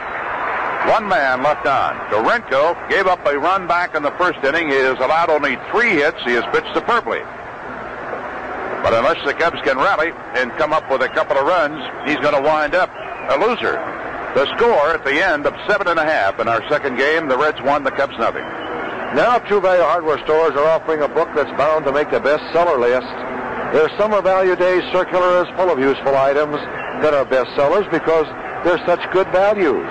Like the lightweight Weed Eater Clippy Trimmer for just $29.95 that trims an 8-inch path using specially treated fishing line. And their 2-test 60-foot nylon reinforced vinyl hose for only $6.99. That stays strong and flexible in all weather. True Value Hardware stores also offer the Hudson half-gallon cordless sprayer with an adjustable nozzle, an extension, and recharger. So get your free copy of the value-packed Summer Day Circular from participating True Value Hardware stores. True Value Hardware is more than just a name. It's a way of doing business that means True Value.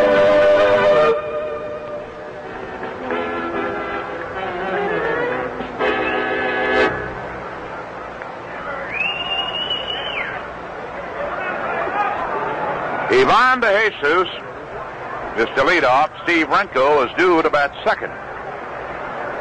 And Ivan hit into a double play in the second inning, and he grounded out to the shortstop in the 5th. So he's 0 for 2 today and hitless in 9 trips in the series.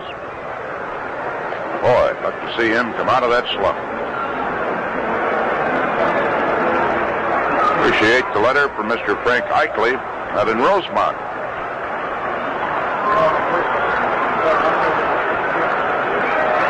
We'd be most appreciative right now of a couple of runs.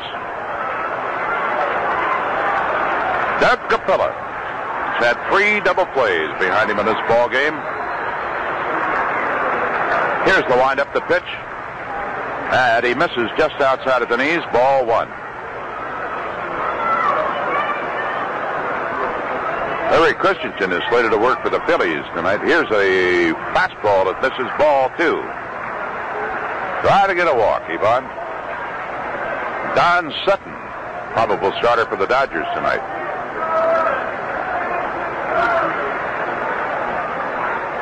Shadows well out across the mound, stretching towards the right side of the infield. The fastball pumped in for a strike call, 2-1. Pirates at this moment are only 2 games behind the Cubs, and the Cardinals are only 6 games out. That all pending the outcome of this second game and what those clubs do tonight. 2-1 delivery.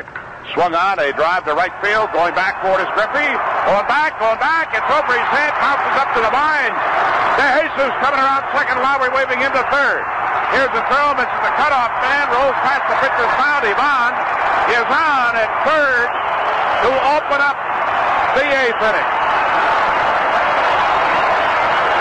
Griffey had a lot of trouble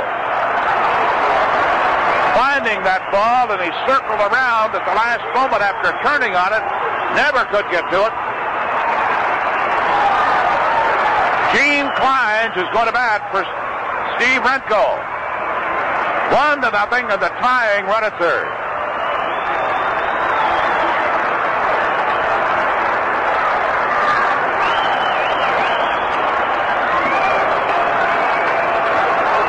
We needed that, and so did De Jesus.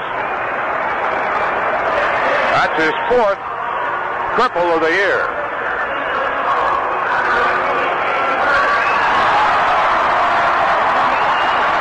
Bench hitter Gene Kleins, batting .303 for the year. He has 36 hits. 11 are for extra bases. And with 36 hits, Kleins has batted in 27 runs. No action in the Cincinnati bullpen. Gene, as a pinch hitter, has batted in 5 runs with 3 hits. 3 for 9 and 5 RBIs. Wind up at a pitch, swung on a ground ball, back to second base. Here comes DeJesus to plate the throw. He slides. He's safe. The ball game is tied 1-1.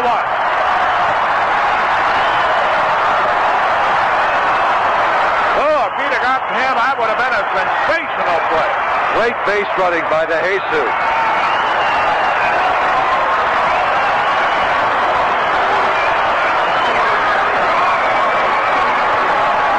Concepcion, when he finally got that ball, was on the bag at second. That is not an easy throw to the plate by any means. He couldn't measure, take the step, get anything extra on it. Plummer had to come to the first base side of the plate a little bit. He could not block it off. Gene Kleins has come through, tying up the ball game. He's on at first with nobody out at the bottom of the eighth. Now Sarmiento, the right-hander, gets up again in their bullpen.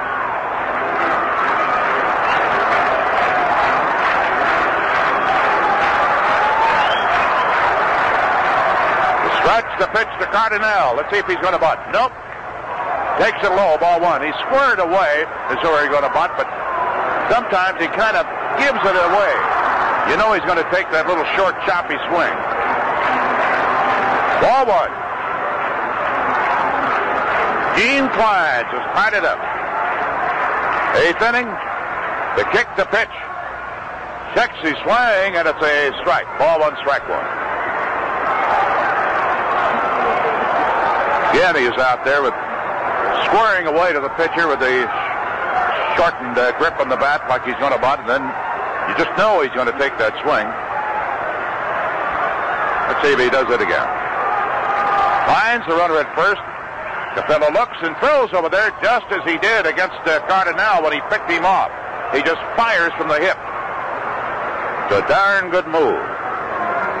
He picked off Jose in the sixth inning after he had singled, and that was followed by Bittner's single. The next guy struck out, and that was that. 1-1 delivery. Steps and throws right over the top this time to first base. That's not his good pickoff move. Cardinal decides he'll go over and towel off the bat handle. The Cubs with 4 hits off Doug Capello. 1 run.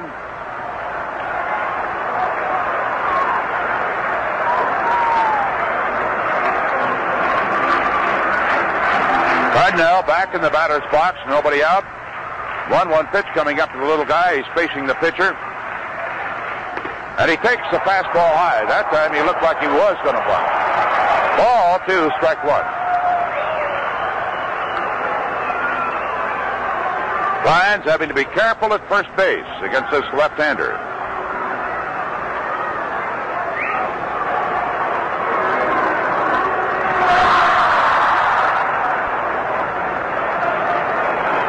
Go-ahead run at first base, and Bloomfield is now calling Kleins over. He wants to talk to him as Lowry calls Cardinal down the line to give him the verbal instructions. Deep strategy coming up.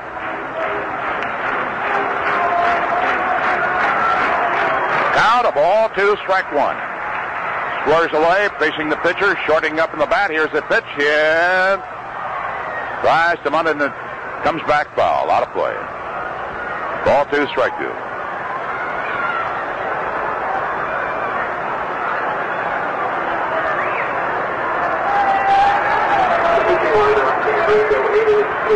We had men at first and second in the 7th inning with nobody out. Creel was unable to sacrifice. Finally got 2 strikes on him to let him swing away, and he hit into a double play.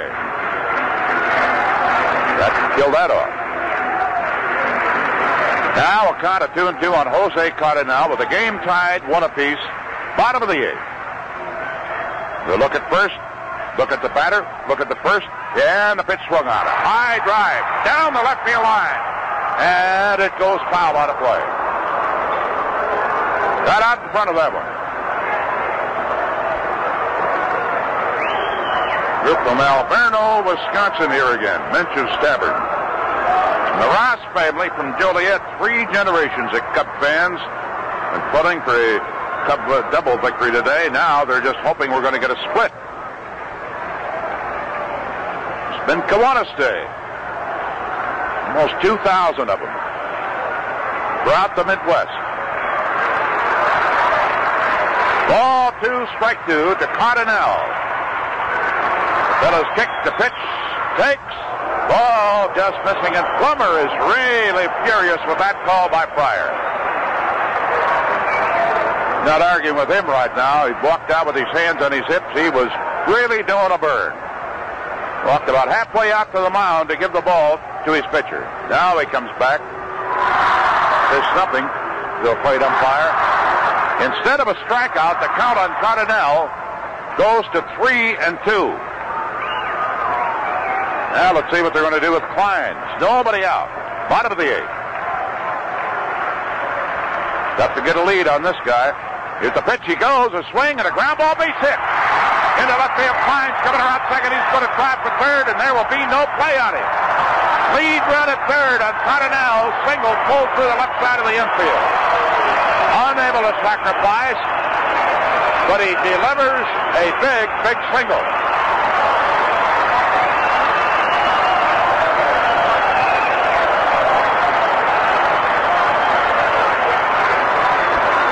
Larry Bittner, the batter. Dark shadow across the mound now, across home plate. Some of that shadow covering the bag at second. The right side of the infield, all of center field and right field is in bright sunlight. Everything else in dark shadow from the upper deck. Tied 1-1. Bottom of the 8th inning, nobody out. Infield in, here's the pitch. Bittner takes the curve into the dirt, and Plummer made a very fine pickup of that sharp breaking curveball. If not by him, the Cubs might have the lead right now. Ball 1. The first game went to the Cincinnati Reds 6-2. Here it is 1-1. 25-year-old Doug Capella on the hill. Looks again at first. Here's the one pitch. Ground ball. Base hit. Into right field. Cubs have the lead. Kleins scores. Through to third. Cardinal is in. Bittner bouncing one with that infield pulled in just beyond the second baseman, Joe Morgan. And the crowd standing and applauding. They love it. Larry Bittner's 41st run batted in this year.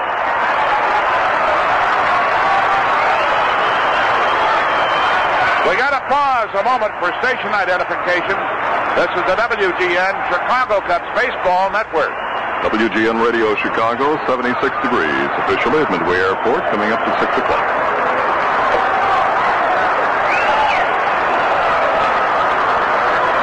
Bobby Mercer to be the hitter. He wants to talk with Venus Lowry. Plummer's out, talking to Capella. And here comes Larry Shepard out, their pitching coach. So the Cubs trailing 1-0. This inning opening with Ivan De Jesus' triple over the right fielder's head. Pinch hitter Gene Hay. Bruce Sutter. Bruce Sutter is now throwing in the Cub bullpen. Thought they said Louie wouldn't be ready for a couple of days. Well, he was going to throw in the morning, this morning, to find out how the arm was, so it must be all right. The crowd noticed that and immediately reacted. Kleins reaching on a fielder's choice on a slow bouncing ball. Concepcion grabbing it right at the bag at second. Tried to whip the throw to the plate to cut off the tying run to Jesus. He couldn't do it. He tallied to tie it up. Kleins reached in the fielder's choice. Cardinal, trying to sacrifice, fouled off a couple of pitches, then swung away and singled through the left side of the infield, sending Kleins to third. Bittner, through the right side of the pulled-in infield, singled, driving in the lead run and sending Cardinal to third. Still nobody out. And Bobby Mercer, the hitter. The fellow's still in there. Very likely the last batter he'll face. To stretch the pitch. Low, ball 1. Vince Lloyd and Lou Boudreau reporting at Wrigley Field. The paid crowd today, season high of 41,105. That's the paid crowd. 1-0 pitch to Mercer. Into the dirt. And again, Plummer does a great job of blocking it. Ball 2. The Cubs at home this year now have drawn 910,762 paid. 910,762 paid.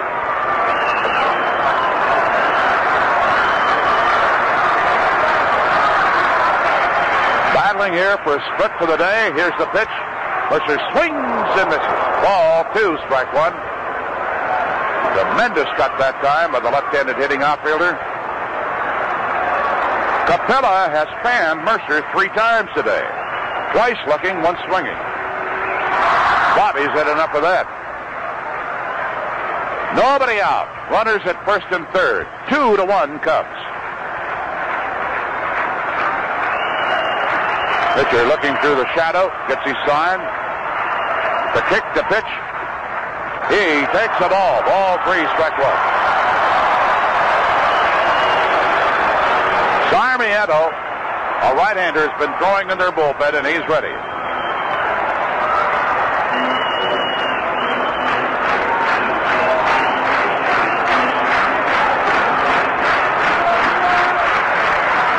Doug Capella delivers. Almost hitting. Twisted out of the way. Goes down to first base. Pitcher goes to second. Ottenell at third, and that will be all for Doug Capella. Manny Sarmiento is going to be coming in with the bases loaded at Wrigley Field. Bottom of the 8th inning. Nobody out. Cubs 2, Cincinnati 1. We'll be back after this message. You know, lawns come in many shapes and sizes. So do Lawn Chief mowers from True Value Hardware Store. They offer a complete line of gas and electric power mowers and heavy-duty lawn tractors in sizes from every type of lawn, from a small city lot to a sprawling country estate.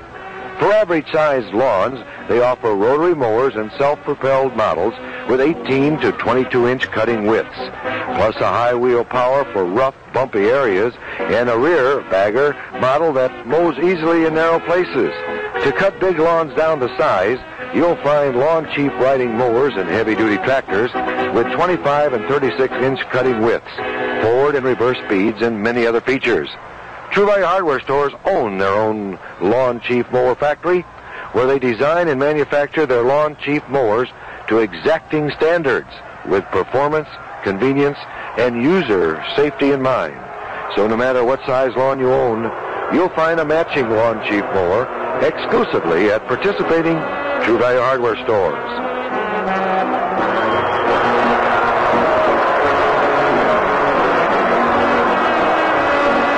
Manny Sarmiento, 21-year-old native of Venezuela.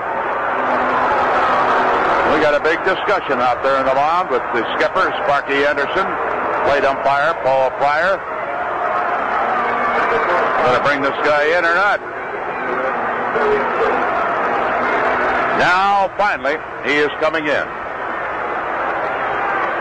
Sparky doesn't think it's going to get dark in time here to suspend this thing, does he? No, Vince, he's giving them hell because of the strike he missed on the hitter. And that's what Sparky's doing. And he may get thrown out of the ball game because Pryor missed a strike according to Plummer and according to Sparky. And that would have been 1 out, and it would have been an entirely different inning. So Sparky has really given it to Pryor, and Pryor has taken quite a bit out there.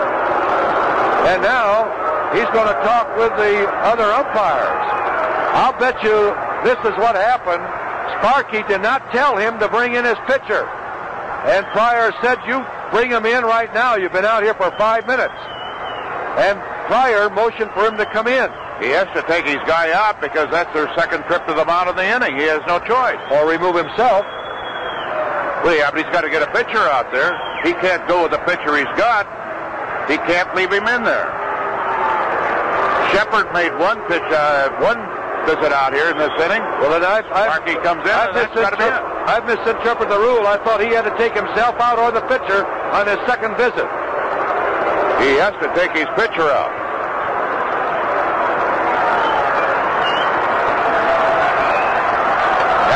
calling in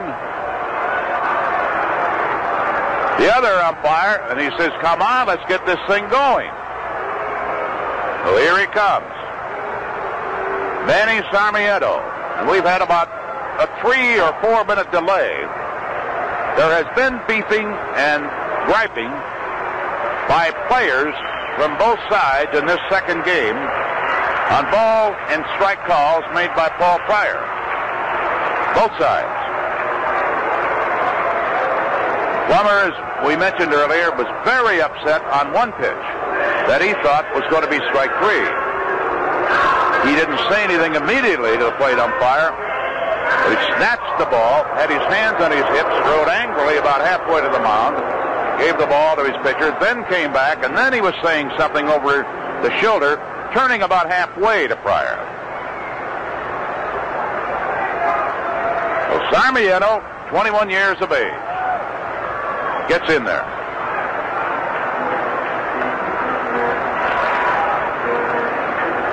He's only been in 2 games this year, and only worked 2 2/3 innings, giving up a hit. Usually more than that last year. He was in 22 ball games a year ago after they brought him up from the minors, and was 5-1. Worked strictly in relief at the age of 20 a year ago. Well, the Cubs lost the first game, 6-2. They were trailing 1-0 in the bottom of the 8th inning of this game when DeJesus led off with a triple over the right fielder's head. Now it is 2-1. Bases are jammed, the infield in. Sarmiento facing Morales. Sidearm pitch, foul, back up onto the screen for strike 1.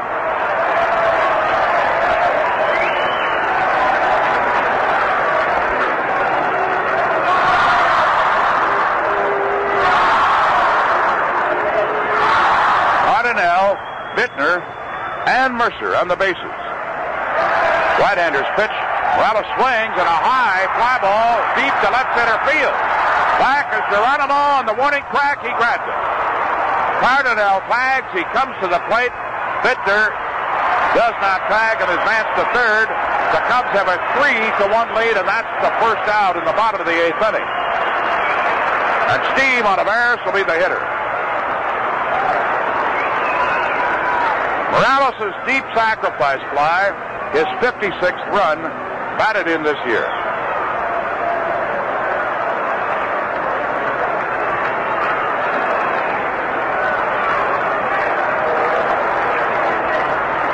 Olivares walked in the 7th inning, is 0 for 2 in this ball game officially, and 2 for 9 in the series. Right-hander's first pitch, fastball over the outside corner.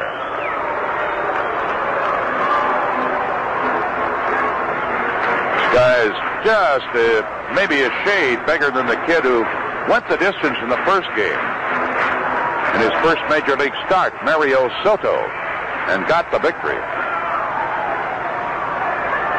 Sarmiento's kicked the pitch. Swung on a miss. Fastball. 0-2. They list Sarmiento 5'11", 155. They've had him with their top farm club for just about all the time this year. Last year, he got in an awful lot of work with them. They have Foster, Geronimo, and Griffey in that outfield, and a base hit here could increase the lead. Stretch, kick the pitch. Swung out, bouncing ball through the right side for a hit. Bittner coming around third. Right fielder Griffey charged the ball, dropped it, picked it up, and he has no play. The Cubs increase the lead as Steve Olivares drives in his 38th run of the season with a single through the right side of that pulled-in infield. It is now 4-1 Cubs. Runners at first and third, and Manny Trio the batter.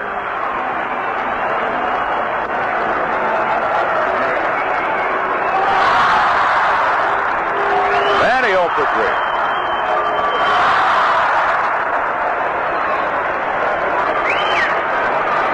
These 4 runs all charged to Doug Capella, the starting pitcher, who had a shutout and allowed only 3 hits, but he had 3 double plays behind him coming into this 8th inning. The stretch, the delivery, swung out, a fly ball to the right fielder, Griffey. Mercer tacking up. Griffey comes over, makes the catch, wheels the throw into the plate. Mercer scores standing. 5-1 Cubs. Trio sacrifice fly for his 43rd run batted into the year. That one is charged. Also to the starting pitcher.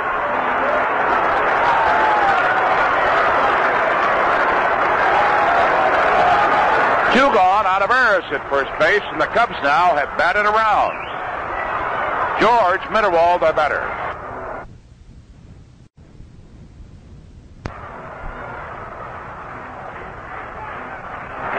Cubs with 7 hits and a 5-1 lead. Here's the stretch, the pitch. Strike called on a fastball.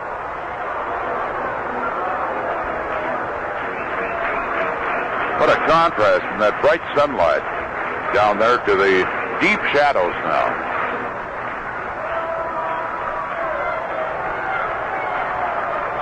The kick, the pitch. Swung out of miss. 0-2.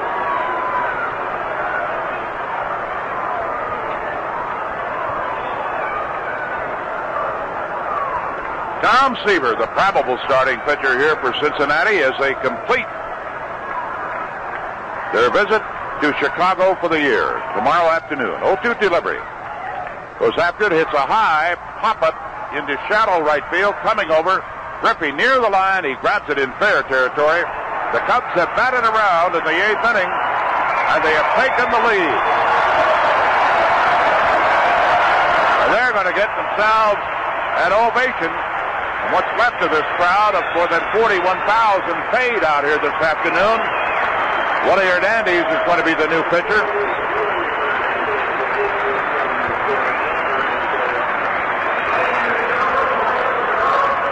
Well, it's a pleasant sight to look up on that board and see the Cubs with 5 runs in the 8th inning. 4 hits and 1 man left in the bases. And now at the end of 8, as a battle for the split. Cubs out in front 5-1.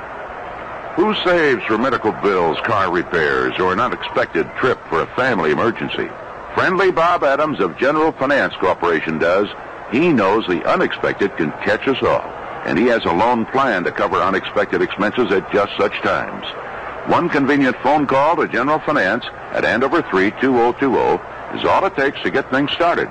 There's always someone willing to listen and ready to help. Just explain your needs over the phone, and fast, friendly service begins, because the people at General Finance are friendly professionals who believe in courtesy and convenience when serving you. And whether you're a man or woman, your signature is probably all it takes to get a loan at General Finance. No one looks forward to the unexpected.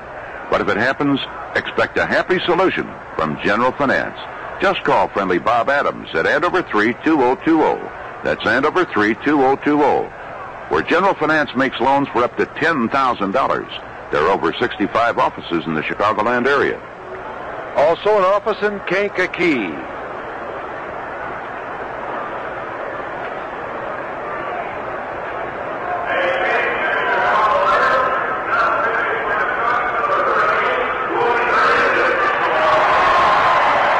Willie Hernandez, the left-hander, will be facing the top of the batting order.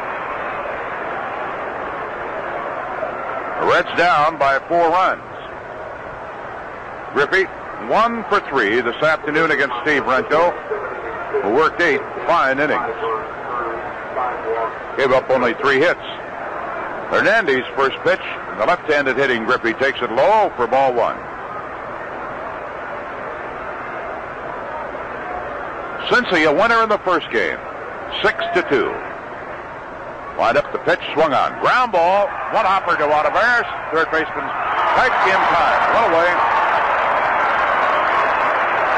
But the Cubs now, with 5 runs in the 8th inning, have a 5-1 lead in the nightcap. Can assure themselves of staying in first place in that Eastern Division race.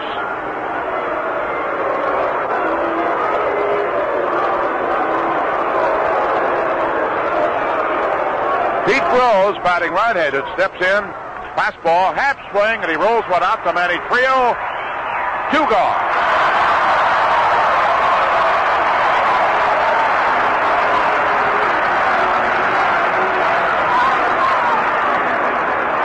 Brentco at one point, I want to point out that big fella allowed a run in the first inning, and then at one point he retired 21 consecutive batters before yielding a 2-out double to Plummer in the 8th inning. He did a fine job, and he can pick up the victory. The sidearm pitch for a strike on Joe Morgan, who is 0 for 3 today. Sidearm delivery outside, ball 1, strike 1.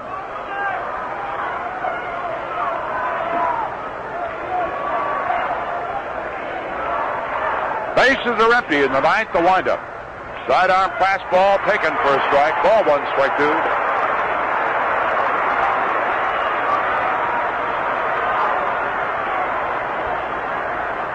Woody working quickly. Morgan swings and misses, strike 3. The ball game is over. The Cubs have won the second game. 3 up and 3 down in the 9th. And the game is split in the doubleheader today. Cincy taking the first game 6-2, and the Cubs with 5 runs in the 8th. The final score in the second game, the Cubs 5, the Reds 1.